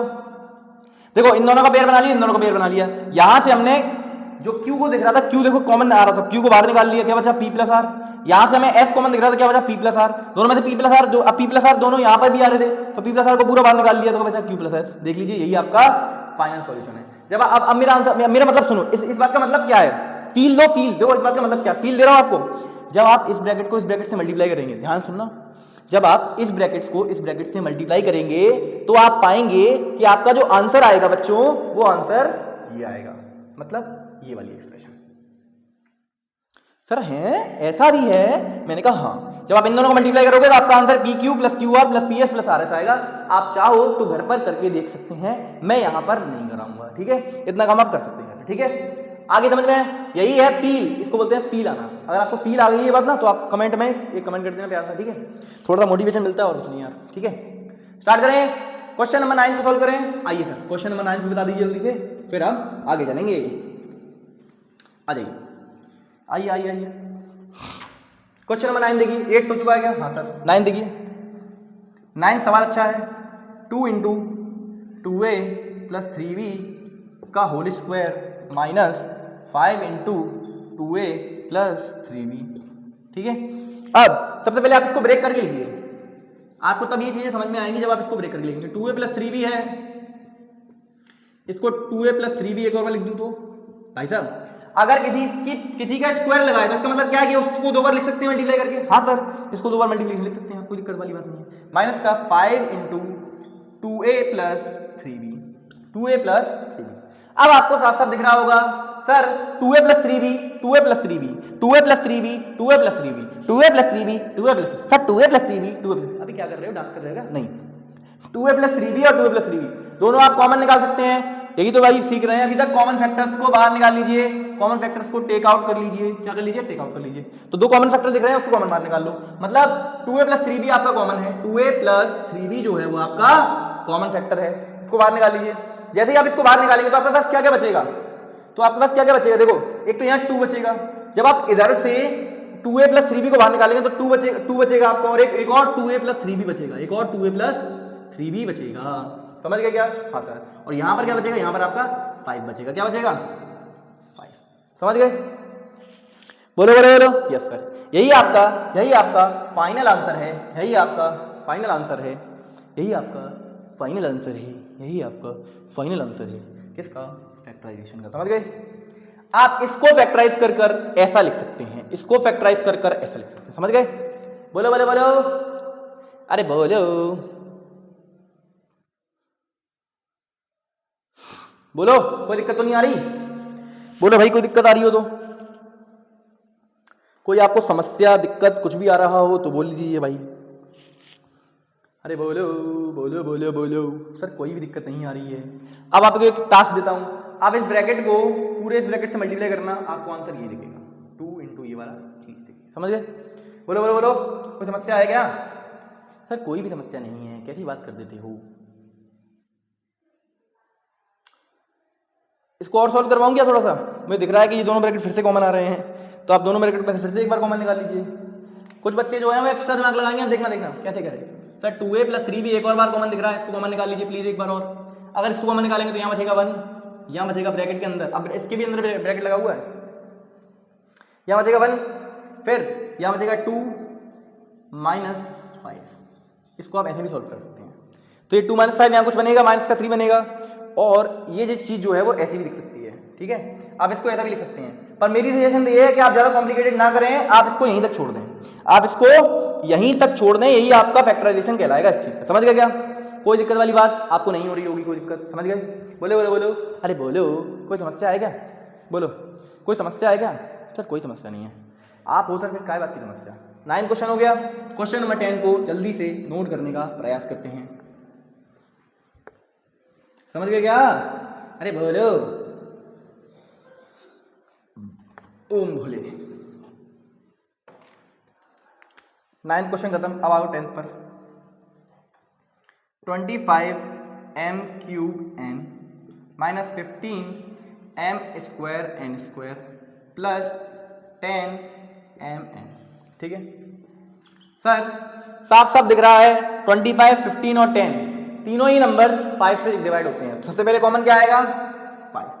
बाहर कॉमन निकाल लिया हमने 5, वही तो कवर कर रहे हैं, factorisation by common factor, by taking out common factors. Common factors को बाहर निकालिए, उसके बाद सॉल्व कीजिए, फर्दर सॉल्व कीजिए। अब देखो यहाँ भी mn, यहाँ भी mn और यहाँ भी mn, तो हम तीनों में से क्या कॉमन निकाल सकते हैं बच्चों? तीनों में से हम क्या कॉमन निकाल सकते हैं? m और n। क्या कॉमन निकाल सकते हैं? m और n। सर 5mn कॉमन आ गया, अब क्या बचा अंदर? अंदर बचेगा 5। 5 जगह कितना होता है? 25 होता है। 25 को 5 से डिवाइड किया, आंसर 5 आया, तो 5 लिख दिया यहाँ पर। अब देखो m और n, इसमें अगर n चला गया तो ये तो चला गया, m³ है तो एक m बाहर आ गया, तो क्या बचेगा? 2m बचेंगे अंदर। देखो जरा 5 × 25 तो 5 आ गया, फिर एक n बाहर आ गया है, एक m बाहर आ गया है, 3 m है, एक m बाहर आ गया, कितने m बचे? 2। सर m भी और 2 बचेगा। ठीक है, माइनस 5 × 3 = 15 होता है, तो 3 लगा दिया। अब देखो दो है m और n, तो अगर एक चला गया तो क्या बचेगा? mn फिर से बच जाएगा यहाँ पर, एक m और एक n फिर से बच जाएगा, तभी तो m² होगा। हाँ सर, प्लस 5 × 2 = 10 होता है, 2 और mn गया तो क्या बचेगा? सिर्फ 2 बचेगा, सिर्फ 2 बचेगा, तो यही आपका आंसर हो जाएगा। समझ गए? बोलो बोलो बोलो, अरे बोलो मेरे श्यामा, कैसे हो? सर बढ़िया एकदम मस्त। ठीक है, कोई समस्या है? कोई समस्या, कोई दिक्कत, कोई दिक्कत आ रही है? सर कोई दिक्कत नहीं आ रही। सर कोई दिक्कत आ ही नहीं सकती, कैसी बात कर रहे हो आप? ठीक है, तो यही आपका फैक्टराइजेशन करके हमने ये लिख दिया है। सिर्फ बाई फैक्टराइजेशन हम बोल सकते हैं। जब आप इसको सॉल्व करोगे तो ये कुछ इस प्रकार का दिखेगा आपको। समझ गए? बोलो बोलो बोलो। तो ये थे आपके 10 सवाल किससे related? Factorisation by taking out common factors. एक सवाल और दे रहा हूं आपको, आप उस सवाल को, एक सवाल मैं कर रहा हूं, एक सवाल आप घर से ट्राई करना। ठीक है, या फिर देख लेते हैं, चलो पहले आप इसको नोट करो, नोट करो, नोट करो। हो गया? यस। तो आपके 10 के 10 सवाल मैंने करवा दिए। ठीक है,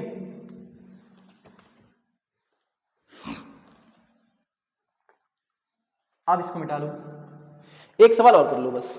ठीक है, जल्दी से एक सवाल और कर लीजिए।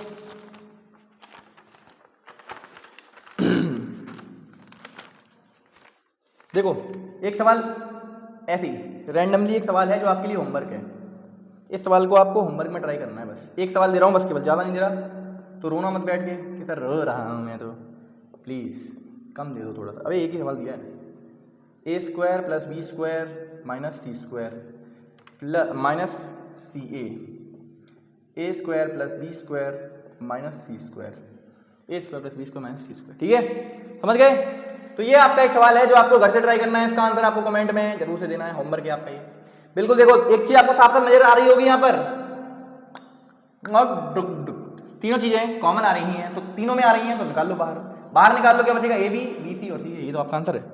समझ गए समझ गए समझ गए समझ गए। अगर आपको factorisation by taking out common factors ये वाला टॉपिक अच्छे समझ में आया है तो आप इस सवाल को अटेम्प्ट कर सकते हैं। ठीक है, समझ गए? बोलो बोलो बोलो, यस सर समझ गए। अब जल्दी से सर आप स्टार्ट करवा दीजिए क्योंकि अपने पास टाइम नहीं है, आप स्टार्ट करवा दीजिए क्या factorization of quadratic polynomials, factorization of quadratic polynomials by taking factorization of quadratic polynomials by splitting the middle term. आपका टॉपिक है, अब आपको टॉपिक नंबर थर्ड आ चुका है, फैक्टराइजेशन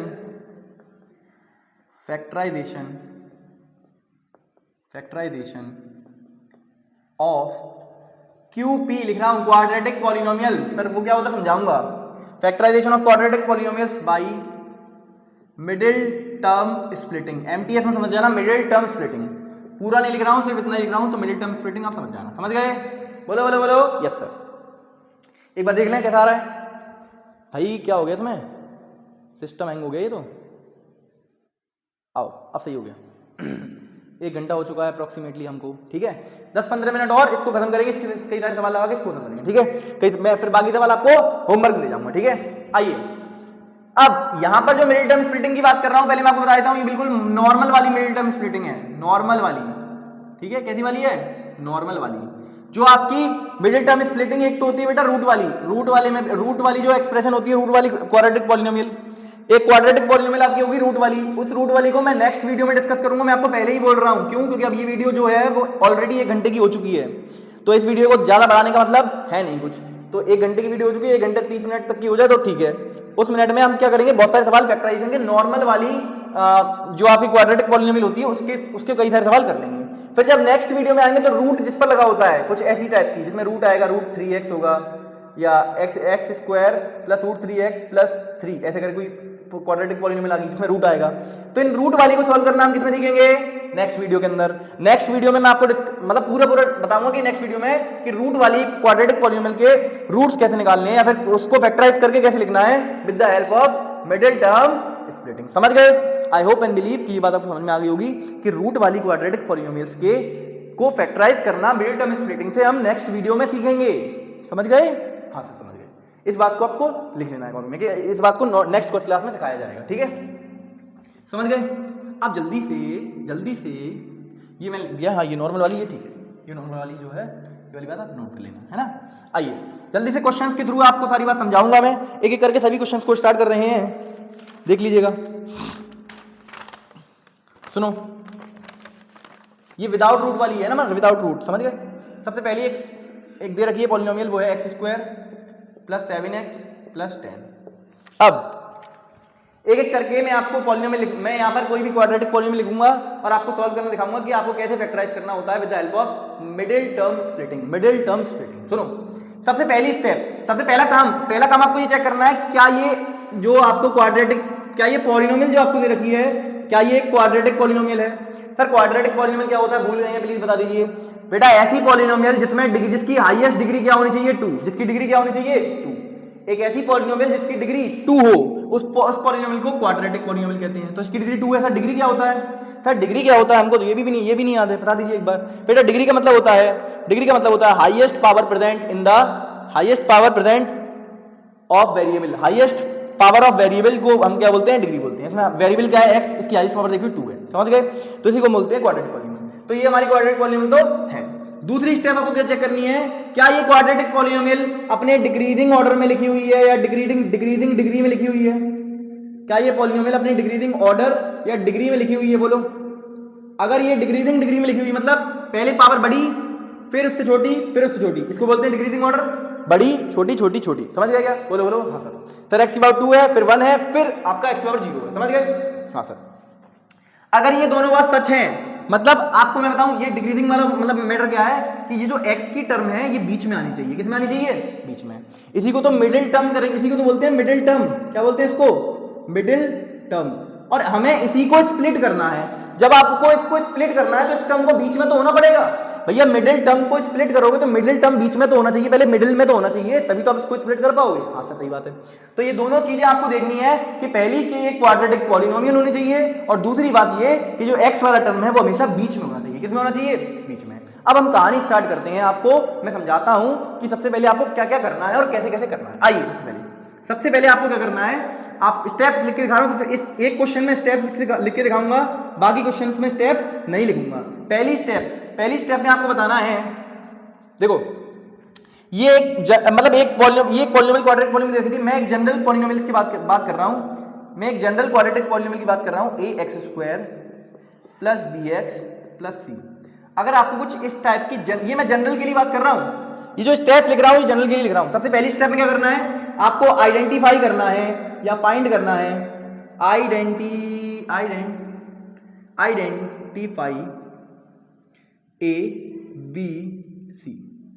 सबसे पहले आप ये पता कीजिए, अगर आपके पास कुछ इस प्रकार की पॉलिनोमियल आ रही है तो आप सबसे पहले ये पता कीजिए, ये जनरल पॉलिनोमियल के लिए ये सारी स्टेप लिख रहा हूं, पहले ये पता कीजिए कि एबीसी क्या है। अब बताओ एबीसी क्या है, इसमें मालूम पड़ रहा है साथ साथ, तो आप देखेंगे सबसे पहली स्टेप में ये हो गया। दूसरी स्टेप में क्या करना है आपको, दूसरी स्टेप में आपको क्या फाइंड करना है, find product of A and C, यानी कि आपको ए सी का प्रोडक्ट फाइंड करना है, मतलब ए सी फाइंड करना है। ये फाइंड कर लोगे? हाँ सर। उसके बाद आपको करना है स्टेप थर्ड। अब आपको इस प्रोडक्ट जो आपने फाइंड किया प्रोडक्ट, इसको आपको क्या करना है, इसको फैक्टराइज करके इस प्रकार लिखना है कि ये सम दे दे। फैक्टराइज AC such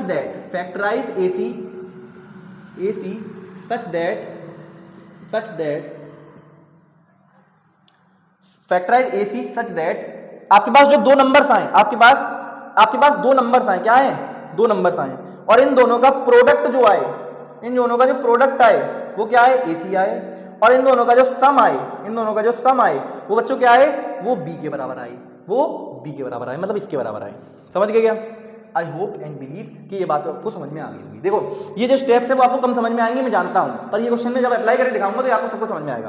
अब आप देखिए इस वाले क्वेश्चन को सॉल्व करके दिखाता हूं, मैं आपको इस वाले क्वेश्चन को सॉल्व करके दिखाता हूं। सबसे पहले बताओ यहाँ पर ए बी और सी की वैल्यू क्या है, जल्दी से बोलते जाओ। सर ए की वैल्यू 1 है, बी की वैल्यू 7 है, और सी की वैल्यू 10 है। बोलो ए की वैल्यू 1, सर एक्स ए क्या है भैया? ए क्या है? ए जो है वो एक्स स्क्वायर का कोएफिशिएंट है। एक्स स्क्वायर का कोएफिशिएंट, सर कोएफिशिएंट क्या होता है सर? प्लीज बता दीजिए, हम भूल गए भैया। एक्स स्क्वायर के आगे जो नंबर लगा हुआ वो क्या है? सर कुछ नहीं लगा, इसका मतलब जीरो है। जीरो नहीं है बेटा, इस एक्स स्क्वायर के आगे अगर जीरो लगा होगा, सोचो अगर इसके आगे जीरो लगा दूंगा, अगर इसके आगे जीरो लगा दूंगा तो जीरो पूरी टर्म जीरो हो जाएगी, तो ये तो क्वाड्रेटिक पॉलिनोमियल नहीं बचेगी। समझ गए? तो एक्स स्क्वायर के आगे लगा हुआ 1, तो ए की वैल्यू क्या होगी? 1, बी की वैल्यू मतलब एक्स का कोएफिशिएंट, मतलब एक्स का कोएफिशिएंट जो क्या है 7, और सी मतलब कांस्टेंट टर्म, और वो क्या है 10। समझ गए? सर हमने ए बी सी आइडेंटिफाई कर लिया, मतलब हमारी स्टेप 1 क्लियर है, हमने स्टेप 1 अपनी क्लियर कर ली है। अब बात करते हैं स्टेप 2 की, फाइंड प्रोडक्ट AC। अब आपको AC का प्रोडक्ट निकालना है, तो यहां से आप देख के बताओ कि प्रोडक्ट जो है वो AC जो है वो क्या आ रहा है। सर AC कितना आएगा? 1 into 10 यानी कि 10। प्रोडक्ट कितना आया? सर प्रोडक्ट यानी कि AC यानी कि 10 आ गया। समझ गए? और जो सम है, सम क्या है सर? सम है B, और B क्या है सर? B की वैल्यू 7 है। B की वैल्यू कितनी है? 7। सर हमने प्रोडक्ट भी निकाल लिया और सम भी निकाल लिया, प्रोडक्ट और सम दोनों चीज निकाल ली, वो है आई 7। अब आपको बेटा इस AC को कुछ इस तरीके से फैक्टराइज करना है, मतलब जो AC सम जो प्रोडक्ट आपके पास आया 10, इस 10 को आपको कुछ इस तरीके से फैक्टराइज करना। फैक्टराइज करने सिखा रहा हूं सर। 10 2 5 10 होता है, और 5 बन जा, ठीक है, 2 और 5। अब सोचो, अब आप 7x को इस तरीके से लिखे हैं कि जब दो नंबर्स में डिवाइड कर दो, उन दो नंबर्स में डिवाइड कर दो। जैसे मैं आपको बोलता हूं, इस 10 को मैं बोल रहा हूं 2 और 5, 2 और 5, इस 10 के लिए दो नंबर्स ऐसे हैं आपके पास 2 और 5, जिनको आप मल्टीप्लाई करोगे तो आपको जवाब 10 मिलेगा। 10 को फैक्टराइज करके वो दो नंबर लिखो, 10 को फैक्टराइज करो और वो दो नंबर लेके आओ। तो मैं दो नंबर ले आया, एक 2 और एक 5। क्या लेके आया? एक 2 और एक 5। ये दो नंबर्स ऐसे हैं जिन दोनों को आप मल्टीप्लाई करोगे तो आपके पास आंसर 10 आएगा, और जिन दोनों को आप जोड़ दोगे तो आंसर 7 आएगा। समझ गए क्या? बोलो। हाँ सर। जब ऐसा आप कर लो, उसके बाद आप इसी को फैक्टराइज करके इस मिडिल टर्म को स्प्लिट कर दो। अब आप मिडिल टर्म को स्प्लिट करोगे तो कैसे करोगे बताओ? सर एक्स स्क्वायर, एक बार देख लें, दिख रहा है क्या भाई? दिख रहा है, ठीक है। मैं इसको मिटा रहा हूं, एक बार इसको मिटा रहा हूं, ठीक है, एक बार इसको मिटा दिया मैंने। थोड़ा सा ऊपर लिखने की कोशिश करते हैं। आइए सुनो, हमने ए सी बी सब फाइंड कर लिया था। अपने पास जो प्रोडक्ट आया था वो कितना आया था, 10 आया था। प्रोडक्ट जो आया था वो 10 आया था और सम जो है वो हमें क्या लाना है, 7 लाना है। समझ गए क्या? इतनी बात आपको क्लियर हो चुकी थी। अब आइए एक्स स्क्वायर को ऐसे लिखा रहने दूंगा, एक्स स्क्वायर को ऐसे लिखा रहने दूंगा, 7x को ब्रेक करके लिखूंगा प्लस का 5x प्लस का 2x। 7x को 5x प्लस 2x लिख सकता हूं क्या सर? 5x प्लस 2x लिख सकते हो, कोई दिक्कत वाली बात नहीं है। प्लस का 10 समझ गए क्या? बोलो बोलो बोलो। हाँ सर। उसके बाद क्या करो, उसके बाद बस कॉमन ले लो और आंसर बताओ। सर एक्स स्क्वायर और 5x, सर क्या कॉमन आ रहा है? एक्स कॉमन आ रहा है। क्या कॉमन आ रहा है? एक्स। अगर एक्स कॉमन चला गया तो क्या बचेगा? एक्स, और यहाँ बचेगा 5। क्या बचेगा? 5। एक्स कॉमन चला गया तो क्या बचेगा? 5। अभी तो पीछे सवाल करवा के आया हूँ। हाँ सर। यहाँ से 2 कॉमन आ रहा दोनों में से, क्यों? 10 में 10 जो है वो भी 2 से डिवाइड होता है, 2 भी डिवाइड होता है। x प्लस 5 हमेशा मिडिल टर्म स्प्लिटिंग में हमेशा ऐसा होगा कि आपको यहां पर ये वाला फैक्टर और ये वाला फैक्टर, दोनों फैक्टर जो ब्रैकेट में होंगे वो हमेशा बराबर आएंगे। तो क्या करेंगे सर, इस ब्रैकेट वाले फैक्टर को कॉमन ले लेंगे तो x प्लस 5 कॉमन आ जाएगा और एक ब्रैकेट से बाहर क्या बचा? अब ये इसको बाहर ले लिए तो क्या बचेगा? x plus 2। इस पर भी एक ब्रैकेट लगा दीजिए। बस यही आपका आंसर है, यही आपका आंसर है। मतलब आपने एक एक्सप्रेशन को, एक क्वाड्रेटिक पॉलिनोमियल को दो पॉलिनोमियल के प्रोडक्ट में लिख दिया। इसी प्रोसेस को तो फैक्टराइजेशन बोलते हैं, इसी प्रोसेस को तो फैक्टराइजेशन बोलते हैं। समझ गए? मैं एक बार रिपीट कर रहा हूं, आप आराम से सुनो। सबसे पहली स्टेप में जब भी आपके पास कोई क्वाड्रेटिक पॉलिनोमियल आए, आप ये चेक करो क्या वो असलियत में क्वाड्रेटिक पॉलिनोमियल है या नहीं। दूसरी स्टेप, आप चेक करो क्या वो डिक्रीजिंग ऑर्डर में लिखी हुई है कि नहीं। मतलब आप में मिडिल टर्म आपका x का है और पहला टर्म x स्क्वायर का, लास्ट वाला टर्म कांस्टेंट टर्म है, ऐसा है कि नहीं। अगर ये दोनों बात सच है तो आप स्टेप्स लगाना स्टार्ट कर दीजिए। स्टेप्स आपको बताई गई। सबसे पहले आप x स्क्वायर का कोएफिशिएंट फाइंड कीजिए क्या है, दूसरे में आप x का कोएफिशिएंट फाइंड कीजिए वो क्या है, और तीसरे में कांस्टेंट टर्म फाइंड कीजिए कि वो क्या है। समझ गए? पहली स्टेप आपकी क्लियर हो जाएगी, आइडेंटिफाई a एंड b वाली, कि आपने a b और c दोनों आइडेंटिफाई कर लिए। समझ गए? दूसरी स्टेप आपको करना है, आपको a और c, मतलब यहां पर जो नंबर लिखा हुआ है इसका और इसका प्रोडक्ट करना है, इसका और इस नंबर का प्रोडक्ट करना है, और ये चेक करना है कि इन दोनों नंबर का प्रोडक्ट करके क्या आंसर आ रहा है। सर वो आंसर आएगा ac, वो आंसर क्या आएगा? ac। जैसे इस कंडीशन में क्या आंसर आया था? 10। अब आपको इस 10 को कुछ इस तरीके से फैक्टराइज करना है। अब आपको इस 10 को कुछ इस तरीके से फैक्टराइज करना है कि आपका जो आप मतलब इस 10 के लिए आपको वो दो नंबर सोचने हैं, कुछ ऐसे फैक्टराइज करके कुछ दो नंबर सोचने हैं जिन दोनों का प्रोडक्ट करूं तो 10 आए और जिन दोनों का सम करूं तो b, मतलब बीच वाला नंबर यानी कि 7 आए। इन दोनों को अब आपके लिए आपने दो नंबर सोचोगे तो कैसे सोचोगे, मैं आपको सोचने का तरीका भी बता रहा हूं। 10 को फैक्टराइज कैसे करते हैं, प्राइम फैक्टराइजेशन में तुमने सीखा था। 2 से जा रहा है सर 5 बार और 5 से जा रहा है सर ये 1 बार, तो 2 और 5 दो मिल गए। इन दोनों को जब जोड़ोगे तो 7 आएगा। 5 + 2 7 होता है, 5 + 2 लिख दिया, 5 + 2 और दोनों को मल्टीप्लाई करोगे तो 5 × 2 = 10 आ रहा है। सब समझ गए? मतलब इसको फैक्टराइज करने पर आप ऐसे लिखोगे 2 और 5, इस पास दो नंबर आपको ऐसे मिल गए। ठीक है? अब जैसे ही आपको वो दो नंबर्स मिल जाए, उन्हीं दोनों नंबर्स की हेल्प से आप इस मिडिल टर्म को स्प्लिट कर दीजिए। इसी को तो बोलते हैं मिडिल टर्म स्प्लिटिंग। तो अब आपकी बारी आ गई है इस बीच वाले टर्म को स्प्लिट करने की। मतलब इसको तोड़कर आप कैसे लिख सकते हैं सर? इसको तोड़कर लिख सकते हैं 5x + 2x, 5x + 2x। ये आपने किसकी जगह पर लिखा है? 7x की जगह पर। जहां पर 7x था वहां पर तोड़कर आपने 5x + 2x लिख दिया और फिर आपने सॉल्व किया। बस क्या लिया? ये तो कॉमन। अब ये वाली बात अगर ऐसे लिखी होती तो हमने पीछे सीख के आए कॉमन फैक्टर वाला मेथड, तो उससे हम नहीं निकाल लेंगे। ठीक है? तो x दोनों में, इन दोनों में x कॉमन आना तो कॉमन निकाल लिया। क्या बचेगा यहाँ पर? x, यहाँ पर 5, x + 5 और 2 यहाँ पर कॉमन आ रहा दोनों में से, 2 कॉमन निकाल लिया तो x + 5। हमेशा मिडिल टर्म स्प्लिटिंग में मैं बोल रहा हूं हमेशा ऐसा होगा कि ये ब्रैकेट और ये वाला ब्रैकेट दोनों सेम आएंगे। अगर ये दोनों सेम आ गए तो आप एक ब्रैकेट को बाहर निकाल लीजिए। क्या बचेगा? यहाँ पर x बचेगा, यहाँ पर 2 बचेगा, तो x + 2 एक ब्रैकेट में, x + 5 एक ब्रैकेट में। यही आपका आंसर है। समझ गए? यही आपका फैक्टराइजेशन करने के बाद आंसर आया है। समझ गए? ये क्वेश्चन नंबर 1 था, इसलिए मैंने सब कुछ स्टेप्स वगैरह सब कुछ समझाया अच्छे तरीके से। अब नेक्स्ट क्वेश्चन से डायरेक्टली आंसर बताना स्टार्ट करूंगा। ठीक है? इस क्वेश्चन को जल्दी से नोट कर लीजिए। अगर समझ में आ गया है तो अच्छी बात है, नोट कर लो उसको। और क्या है, जल्दी से नोट करो। अरे भैया नोट करो रे बाबा, नोट करो। 2-3 सवाल करवा देता हूं, उसके बाद इस लेक्चर को एंड करेंगे और फिर नेक्स्ट लेक्चर में हम लोग देखेंगे factorization of quadratic polynomial by middle term splitting. वो भी कौन सी वाले क्वाड्रेटिक पॉलिनोमियल की? रूट वाली क्वाड्रेटिक पॉलिनोमियल। ठीक है? उस लेक्चर में हम ये देखेंगे पहले तो, और फिर हम स्टार्ट करेंगे फैक्टराइजेशन ऑफ अलजेब्रिक आइडेंटिटीज, और वही सबसे इंपॉर्टेंट है इन तीनों में। मिडिल टर्म स्प्लिटिंग भी आपसे कम पूछा जाता है, कॉमन फैक्टर वाला भी आपसे कम पूछा जाता है, फैक्टराइजेशन आपसे पूछा जाता है, तो फैक्टराइजेशन बाई एल्जेब्रिक आइडेंटिटीज ये सबसे ज्यादा पूछा जाता है। और इसी के लिए मैं अलग से 2 लेक्चर में लगभग 2 लेक्चर में उसको कवर करूंगा। मतलब कल जो अगला लेक्चर है वो मतलब 6th लेक्चर और 7th लेक्चर पूरा उसी पर बेस्ड होगा। 6th और 7th, ये 5th लेक्चर है, 6th और 7th लेक्चर पूरा एल्जेब्रिक आइडेंटिटीज से फैक्टराइजेशन कैसे करते हैं वो उस पर बेस्ड होगा। ठीक है, समझ गए? जल्दी से इसको नोट कर लीजिए। आई होप आपको मेरी स्ट्रेटेजी समझ में आ गई होगी कि मैं किस तरीके से करा रहा हूँ आपको। ठीक है, समझ गए भाई? बहुत बेसिक से पढ़ाया यार, बहुत बेसिक से, जितना बेसिक हो सकता था ना। जो बिल्कुल कुछ नहीं सीख के आया ना बच्चा क्लास 8 में, उसके लिए भी ये बिल्कुल ठीक है। बिल्कुल इस तरीके से पढ़ाया जा रहा है। आपको कुछ भी नहीं आता है, क्योंकि ये मेरा मकसद ही यही था, इस चैनल को बनाने का मकसद यही था। जिन बच्चों को मैथ्स बहुत वीक लगता है उनके लिए ये लेक्चर्स मैं डिलीवर कर रहा हूँ। जिनको मैथ्स बहुत वीक लगता था कि यार मैथ्स हमने पहले पता नहीं कैसे सीखा था या कैसे सीखते थे, हमको कुछ भी अच्छे से सिखाया नहीं आता था, जो पीछे पढ़ते थे वो सब कुछ टीचर बता के निकल जाता था कि चलो ये तो आपने पढ़ा ही होगा। पर यहाँ पर ऐसा कुछ भी ऐसा नहीं कह रहा हूँ कि आपने पढ़ा होगा। जो आपने पढ़ा है उसको भी बार बार पढ़ा रहा हूँ। क्यों? मुझे पता है कि आपने पढ़कर आप भूल गए होगे, तो इसीलिए मुझे आपका पूरा ख्याल है। आप टेंशन ना लीजिए, आप इस लेक्चर को अच्छे से देखिए और नोट्स बनाकर अपना काम रेडी कर लीजिए एकदम। ठीक है, अगर आपने सारे इस लेक्चर के सभी को अच्छे से देखा है, इनके नोट्स बनाए हैं, मैं आपको गारंटी दे सकता हूँ आप R D Sharma, NCERT, are सग्रवाल तीनों में से कहीं से भी सवाल उठा के देख लेना। जो लेक्चर अगर एक बार चैप्टर कंप्लीट हो जाने दो, ठीक है, एक बार चैप्टर कंप्लीट हो जाने दीजिए, उसके बाद आप देखना, आप किसी भी बुक का सवाल लगा कर देखना, आपसे सारे सवाल आते होंगे, आई गारंटी। एक बार आप क्या करें, इस पूरे चैप्टर को कंप्लीट हो जाएंगे। ठीक है, समझ गए सर?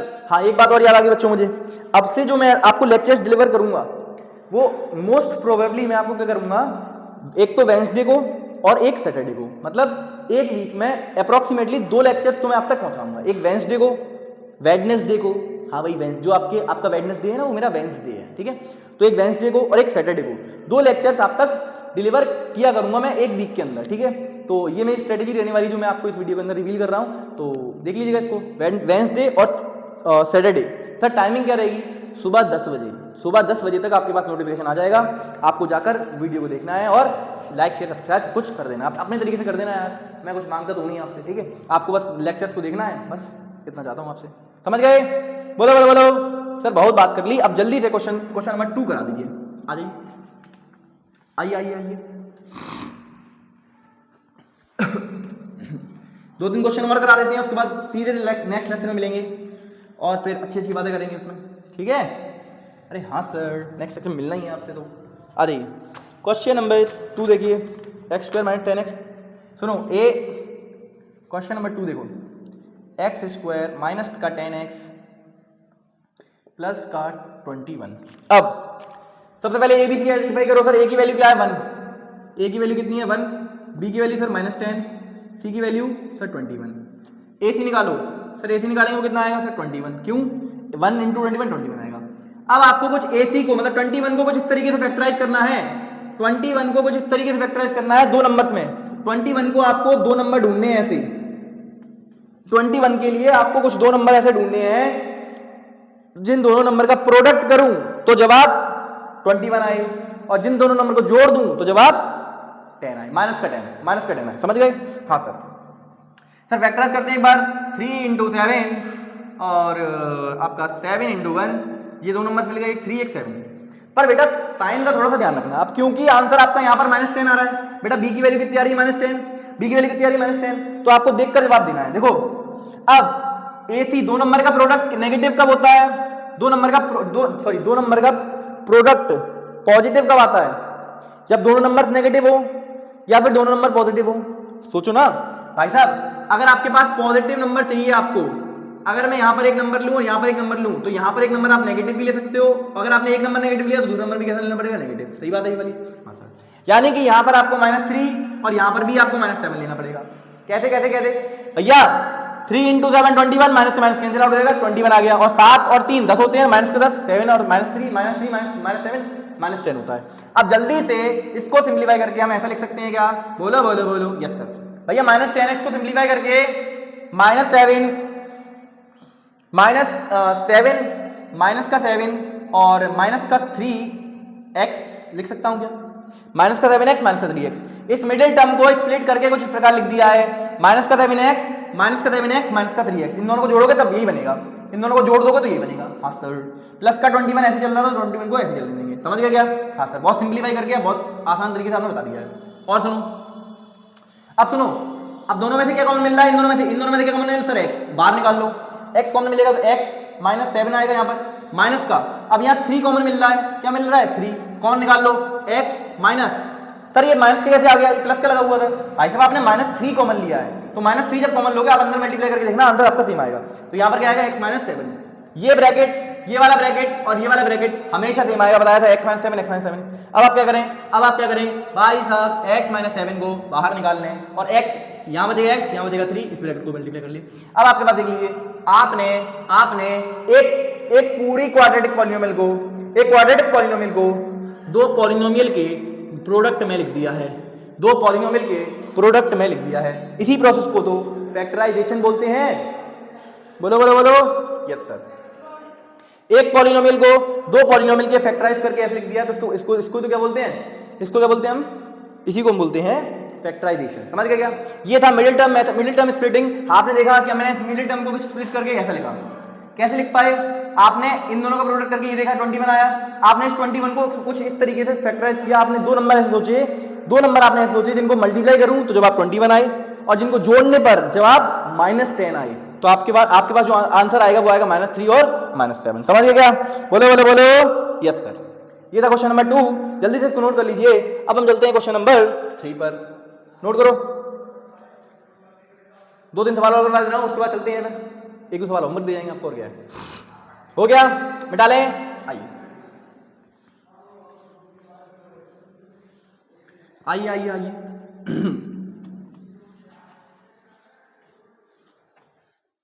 आइए क्वेश्चन नंबर 3 स्टार्ट करते हैं। Question number 3 sir 4x², sir 3 question है। 4x² माइनस का 12x प्लस का 9, इसको देखिए कैसे करेंगे। सबसे पहले बताओ, पहले आइडेंटिफाई ए बी सी। ए की वैल्यू बताओ 4, बी की वैल्यू बताओ -12, सी की वैल्यू बताओ सर 9। जल्दी से ए सी की वैल्यू बताओ कितना आएगा? 9 4 जा 36, 9 3 27, 9 4 जा 36, ये आ गया। अब आपको इस 36 को कुछ इस तरीके से ब्रेक करना है। इस 36 को दो नंबर्स में कुछ इस तरीके से ब्रेक करना है कि जब आप उन दोनों नंबर्स को मल्टीप्लाई करो, भैया आपको सोचना क्या है, एक नंबर ऐसा और एक नंबर ऐसा, इन दोनों को मल्टीप्लाई करूं तो ये आए, इन दोनों को मल्टीप्लाई करूं तो ये आए, और इन दोनों को जोड़ूं तो -12 आए, इन दोनों को जोड़ूं तो -12 आए, यानी बीच वाला नंबर आए। समझ गए क्या? हाँ सर। एक बार करते हैं इसको। 2 से कितनी बच जाएगा? 18, फिर 2 से 9, फिर 3 से 3 एंड देन 3 से 1। ठीक है, सही है ना? सही है ना? हाँ सर सही है। बेटा देखो 2 दिया 4, 3 3 जा 9, 9 से 27, 9 4 36 होता है। 9 और 4 मिल रहे हैं आपको, 9 और 4 मिल रहे हैं। क्या 9 और 4 को जोड़ने पर जवाब 12 आता है? 9 10 11 12 13, 9 और 4 13 होते हैं। इसका मतलब ये वाला पेयर तो सही नहीं बैठ रहा है। फिर आप क्या करें? फिर आप दूसरा पेयर की सोचें। दूसरा पेयर कैसे बनाएंगे सर? आप बना सकते हैं 2 3 जा 6, 6 3 जा 12, 2 3 जा 6, 6 3 जा 18। तो ऐसा भी नहीं कर सकते हैं आप। क्या कर सकते हैं फिर बताओ? बोलो बोलो बोलो, सुनो 6 + 6 कर लो आप। इधर देखो 6 और इधर 6, 6 6 जा 36, पर आपको -12 चाहिए तो यहाँ भी -6 और यहाँ भी -6 होगा। सोचो, अरे सोचो सोचो सोचो। आप 36 को 6 × 6 के फॉर्म में लिख सकते हो आंसर, पर -6 और -6 भी तो 36 होता है भैया। -6 × -6 भी तो 36 होती है सर। कैसे? माइनस से माइनस कैंसिल आउट हो जाएगा, 6 × 6 जो होता है उसका आंसर 36 आता है। समझ गए क्या? बोले बोले बोलो, यस सर। इन दोनों को जोड़ने पर जवाब ये आएगा, इन दोनों को जोड़ने पर जवाब ये आएगा। समझ गए क्या? हाँ सर। बस अब क्या है, बस मिडिल टर्म को स्प्लिट करना सीखे हम। 4x² -12x की जगह पर क्या लिखोगे? -6x 6x, 12x की जगह पर -6 से -6। समझ गए? Yes sir. प्लस का 9, बस खत्म कहानी। यही तो था यार, बस यही तो करना था। अब दोनों में से क्या कॉमन आ रहा है सर? दोनों में से आप 2 को कॉमन निकाल लीजिए, 2 और x को कॉमन निकाल लीजिए। सर 2x कॉमन आ गया, अगर 2x कॉमन गया तो यहाँ बचेगा 2 और यहाँ बचेगा x। 2 2 जा 4, 4x²। अब समझ गए आप, समझ गए हो गए आप। 2 3 जा x होता है, तो 2x -3 बनेगा। माइनस का, अब यहाँ से क्या कॉमन लें सर? दोनों में से 3 आ रहा है कॉमन, 3 को बाहर निकाल लीजिए तो क्या बचेगा? 2x -3 2 जा 6 होता है इसलिए 2x, और -3 3 जा 9 होता है तो 3 आ जाएगा। देख लीजिए एक ब्रैकेट दूसरा ब्रैकेट, दोनों ब्रैकेट कॉमन आ रहे हैं तो दोनों को कॉमन निकाल लीजिए। क्या क्या करोगे कॉमन? 2x माइनस 3 एक ब्रैकेट में आ जाएगा और 2x माइनस 3 दूसरे ब्रैकेट में चला जाएगा। 2x माइनस 3 ही दूसरे ब्रैकेट में चला जाएगा। देख लीजिए जब आप इन दोनों को मल्टीप्लाई करेंगे, जब आप इन दोनों को मल्टीप्लाई ब्रैकेट को मल्टीप्लाई करोगे तो आपके पास रिजल्ट ये आएगा। क्या आएगा? ये आएगा। समझ गए? बोलो बोलो बोलो। यस सर कोई दिक्कत वाली बात नहीं है। समझ गए? बोलो बोलो बोलो। कोई दिक्कत है क्या? इसको जब आप फैक्टराइज करेंगे तो कुछ इस प्रकार फैक्टराइजेशन आएगा इसका। समझ गए क्या? बोलो बोलो बोलो। कोई दिक्कत है क्या? सर नहीं कोई भी दिक्कत नहीं है। एक लास्ट सवाल इस क्लास का मैं आपको करा दे रहा हूं, उसके बाद हम चलेंगे और क्वेश्चंस। ठीक है, कुछ क्वेश्चन मैं आपको होमवर्क दे जाऊंगा तो आप उन क्वेश्चन को भी ट्राई कर सकते हैं। ठीक है, करें? मिटा लें। कोई दिक्कत है क्या? सर नहीं। आ जाइए, एक दो क्वेश्चन और कर लेते हैं, उसके बाद खत्म करेंगे इस कहानी को और अंत करेंगे इस लेक्चर का। लेक्चर को देखने पहले चल रहा है कि नहीं चल रहा भाई? हाँ सर चल तो रहा है, ऑलमोस्ट 1.5 घंटा हो गया है। ठीक है, एक क्वेश्चन और देख लेते हैं। अच्छा था, कोई सा भी क्वेश्चन एक देख लेते हैं इनमें से। बेटा क्वेश्चंस तो मैं कई सारे लिख के लाया था, 3-4 क्वेश्चन आपको होमवर्क देने की भी सोच रहा था, होमवर्क भी दूंगा। पहले 4th क्वेश्चन, एक लास्ट क्वेश्चन देख लेते हैं। ठीक है, एक क्वेश्चन देख लेते हैं जल्दी से। कौन सा ले कोई सा भी ले लें। 2x² माइनस का 5x माइनस का 3, ये क्वेश्चन अच्छा है। ठीक है, सबसे पहली स्टेप में ABC को आइडेंटिफाई करना। A की वैल्यू कितनी है 2, B की वैल्यू कितनी है सर वो है -5 और C की वैल्यू कितनी है सर वो है -3। जल्दी से AC बताओ क्या आएगा बेटा? -3 × 2, 3 × 2 6 होता है, -6 आएगा। कैसे सर कैसे भैया? -3 और 2, -3 × 2 -6। ठीक है, B की वैल्यू कितनी है -5। अब आपको -6 को कुछ इस प्रकार ब्रेक कर दो नंबर्स में लिखना है कि जिन दोनों नंबर का प्रोडक्ट क्या है -6 और इन दोनों को जोड़ने पर जवाब क्या है -5x। बोलो बोलो बोलो, क्या आंसर लिखोगे आप? बोलो बोलो बोलो बोलो। सर कैसे करें भैया? 6 माइनस, अब सुनो, यहां पर अगर नेगेटिव का नंबर है तो जरूर से किसी एक नंबर में नेगेटिव आ रहा होगा और एक नंबर पॉजिटिव रहा होगा। बोलो बोलो बोलो भैया, एक नंबर पॉजिटिव का रहा होगा, एक नंबर नेगेटिव का रहा होगा। ये बात सही है? क्या आपको यहां तक समझ में आ रहा है? कोई दिक्कत तो नहीं आ रही? अब जो नेगेटिव वाला नंबर है वो जरूर से क्या रहा होगा -6 और यहां पर प्लस वाला नंबर क्या रहा होगा -5। क्यों क्यों क्यों क्यों? क्योंकि -6 में से जब 1 जाएगा तो -5 बचेगा। -6 में से भैया जब देखो ना, -6 में से जब 1 जाएगा, प्लस का 1 जब आप माइनस कर दोगे तो क्या हो जाएगा वो आंसर? फिर वो आंसर आएगा -5। इन दोनों को जब जोड़ूंगा तो आंसर -5 आएगा और इन दोनों को जब मल्टीप्लाई करूंगा तो 6 बन जा 6, नेगेटिव का 6 आएगा तो नहीं। समझ गए? सर कैसे फाइंड आउट किया आपने? मैंने देखा है 6 को कैसे फैक्टराइज कर सकते हैं। देखो 6 को कैसे फैक्टराइज कर सकते हैं, आपने फैक्टराइज करो पहले इसको। 2 3 जा 3 बन जा। ठीक है, तो 2 और 3 दो फैक्टर मिल रहे हैं पर इनसे कोई काम नहीं बनेगा। अब 6 को आप और कैसे लिख सकते हो? देखो 6 को आप लिख सकते हो 6 × 1 और 6 को आप कह सकते हो 2 × 3। 6 को लिखने के आपके पास दो ही तरीके हैं। अगर ये वाला तरीका काम नहीं करेगा तो आप किस तरीके पे जाओगे? इस तरीके पे जाओगे। तो इस तरीके को मैंने देख लिया। बस माइनस प्लस कैसे लगाया ये मैंने आपको समझाया है प्रॉपर्ली। यहाँ माइनस क्यों लगाया, यहाँ प्लस क्यों लगाया? अगर यहाँ माइनस लगा दूंगा तो क्या होगा? तो ये क्वांटिटी प्लस की और ये क्वांटिटी माइनस की, 6 - 1 इज आंसर 5 आएगा और पॉजिटिव का 5 नहीं है। आप देख लीजिए B की वैल्यू -5 है, B की वैल्यू -5 है। इसलिए आई होप एंड बिलीव कि ये चीजें आपको अच्छे से क्लियर हो रही होंगी। ये लेक्चर बिल्कुल ही बेसिक रखा है मैंने, इसीलिए मैंने बेसिक का रखा है क्योंकि मैं चाहता था आपको सारी बातें क्लियर एकदम बेसिक से अच्छे से समझ में आए। ठीक है, समझ गए? अब बस कुछ नहीं, आपने दो नंबर ढूंढ लिए। अब आप मिडिल टर्म को स्प्लिट कर दीजिए, जो आपका मिडिल टर्म था इसको स्प्लिट कर दीजिए तो आपका आंसर आएगा 2x² माइनस का, अब 5x जो था उसको आप कैसे लिखेंगे? -6x प्लस का 1, -6x प्लस का 1। अरे बोलो। हाँ सर, -6x प्लस का 1x माइनस का 3 याद जाएगा। बोलो बोलो बोलो। Yes sir. बस आप सॉल्व कर लिख लो।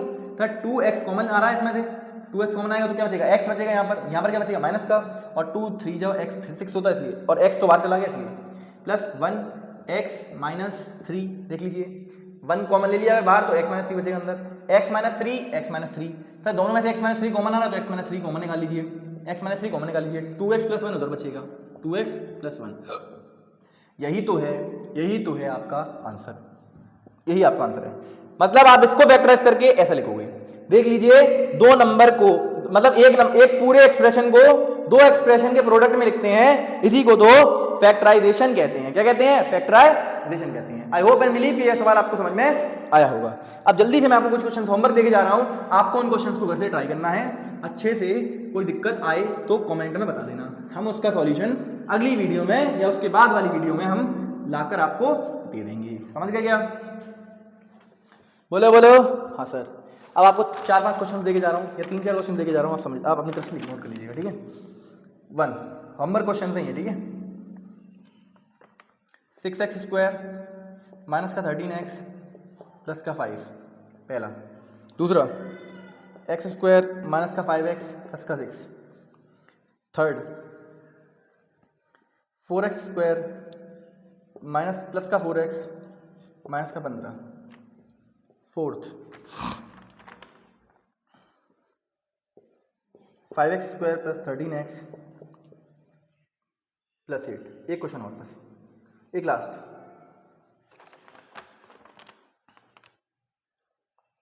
8x² प्लस का 2x प्लस का 2x माइनस का 3। ठीक है, तो ये था आपका होमवर्क। ये सभी के सभी आपके क्या क्वेश्चंस हैं? होमवर्क क्वेश्चंस हैं। इनका आंसर आपको कहाँ देना है? आंसर कमेंट करना है। क्या करना है? कमेंट करना है। समझ गए? अगर आप यहाँ तक आए हैं तो आपका दिल से, अब यहाँ तक आप आ ही गए हो तो आपका दिल से बहुत बहुत शुक्रिया। आई होप आपको ये लेक्चर अच्छा लगा होगा। क्यों? क्योंकि इस लेक्चर में सब कुछ बेसिक था, मैंने कुछ भी ज़्यादा कुछ अच्छी चीज़ें मतलब आपको मैंने बिल्कुल बेसिक से एकदम उठाया है। अब आप धीरे धीरे इस लेक्चर को देखिएगा, मतलब अगले जो आने वाले लेक्चर हैं उनको देखिएगा, उनमें थोड़ी सी स्पीड अप करूंगा। ठीक है, हमने अपना बेसिक जो है वो क्लियर कर लिया है। अब यहाँ इस लेवल पे देखो बेटा, किसी भी इमारत की अगर फाउंडेशन स्ट्रांग है तो सब कुछ स्ट्रांग है, मतलब वो इमारत बहुत स्ट्रांग हो सकती है। ठीक है, मैंने आपको एकदम बेसिक जो बातें हैं वो सभी की सभी बेसिक बातें फैक्टराइजेशन से रिलेटेड सभी बातें मैंने कर ली हैं। फैक्टराइजेशन क्या होता है, क्यों होता है, फैक्टराइजेशन हम करते क्यों है, फैक्टराइजेशन हम करते क्यों, इसकी इंपॉर्टेंस क्या है, ये आपको आगे आने वाले लेक्चर्स में भी समझ में आने लगेगा धीरे धीरे। ठीक है, आपको एक बड़ी इक्वेशन की या बड़ी पॉलिनोमियल की वैल्यू निकालने के लिए, इक्वेशन की वैल्यू निकालने के लिए आपको फैक्टराइज करना पड़ता है। ठीक है, फैक्टराइज करके चीजें आसान हो जाती हैं, इसीलिए हम फैक्टराइजेशन को करते हैं। ठीक है, बड़ी इक्वेशन की, किसी इक्वेशन की वैल्यू निकालने के लिए आपको फैक्टराइजेशन की जरूरत पड़ती है। समझ गए क्या? बोलो बोलो बोलो। Yes sir. तो मैंने आपको फैक्टराइजेशन में इसमें क्या कराया, सबसे पहले एक बार रिवाइज करते हैं, ओवरव्यू लेते हैं क्या किया है हमने इस लेक्चर के अंदर। तो मैंने आपको करवाया, सबसे पहले फैक्टराइजेशन की डेफिनेशन करवाई क्या होता है, फिर मैंने आपको नोट पॉइंट लिखवाया, उसके बाद मैंने आपको factorization by taking out common factors, उसके कई सारे सवाल करवाए कि एक जो भी कॉमन आपको दिख रहा है उसको बाहर निकाल लो, बचा हुआ आपका मल्टीप्लाई करो, मतलब वो जो 2 नंबर्स आएंगे। अब फैक्टराइजेशन होता क्या है, एक एक्सप्रेशन को 2 के प्रोडक्ट में लिखना, एक एक्सप्रेशन को 2 एक्सप्रेशन के प्रोडक्ट में लिखना ही फैक्टराइजेशन कहलाता है। समझ गए क्या?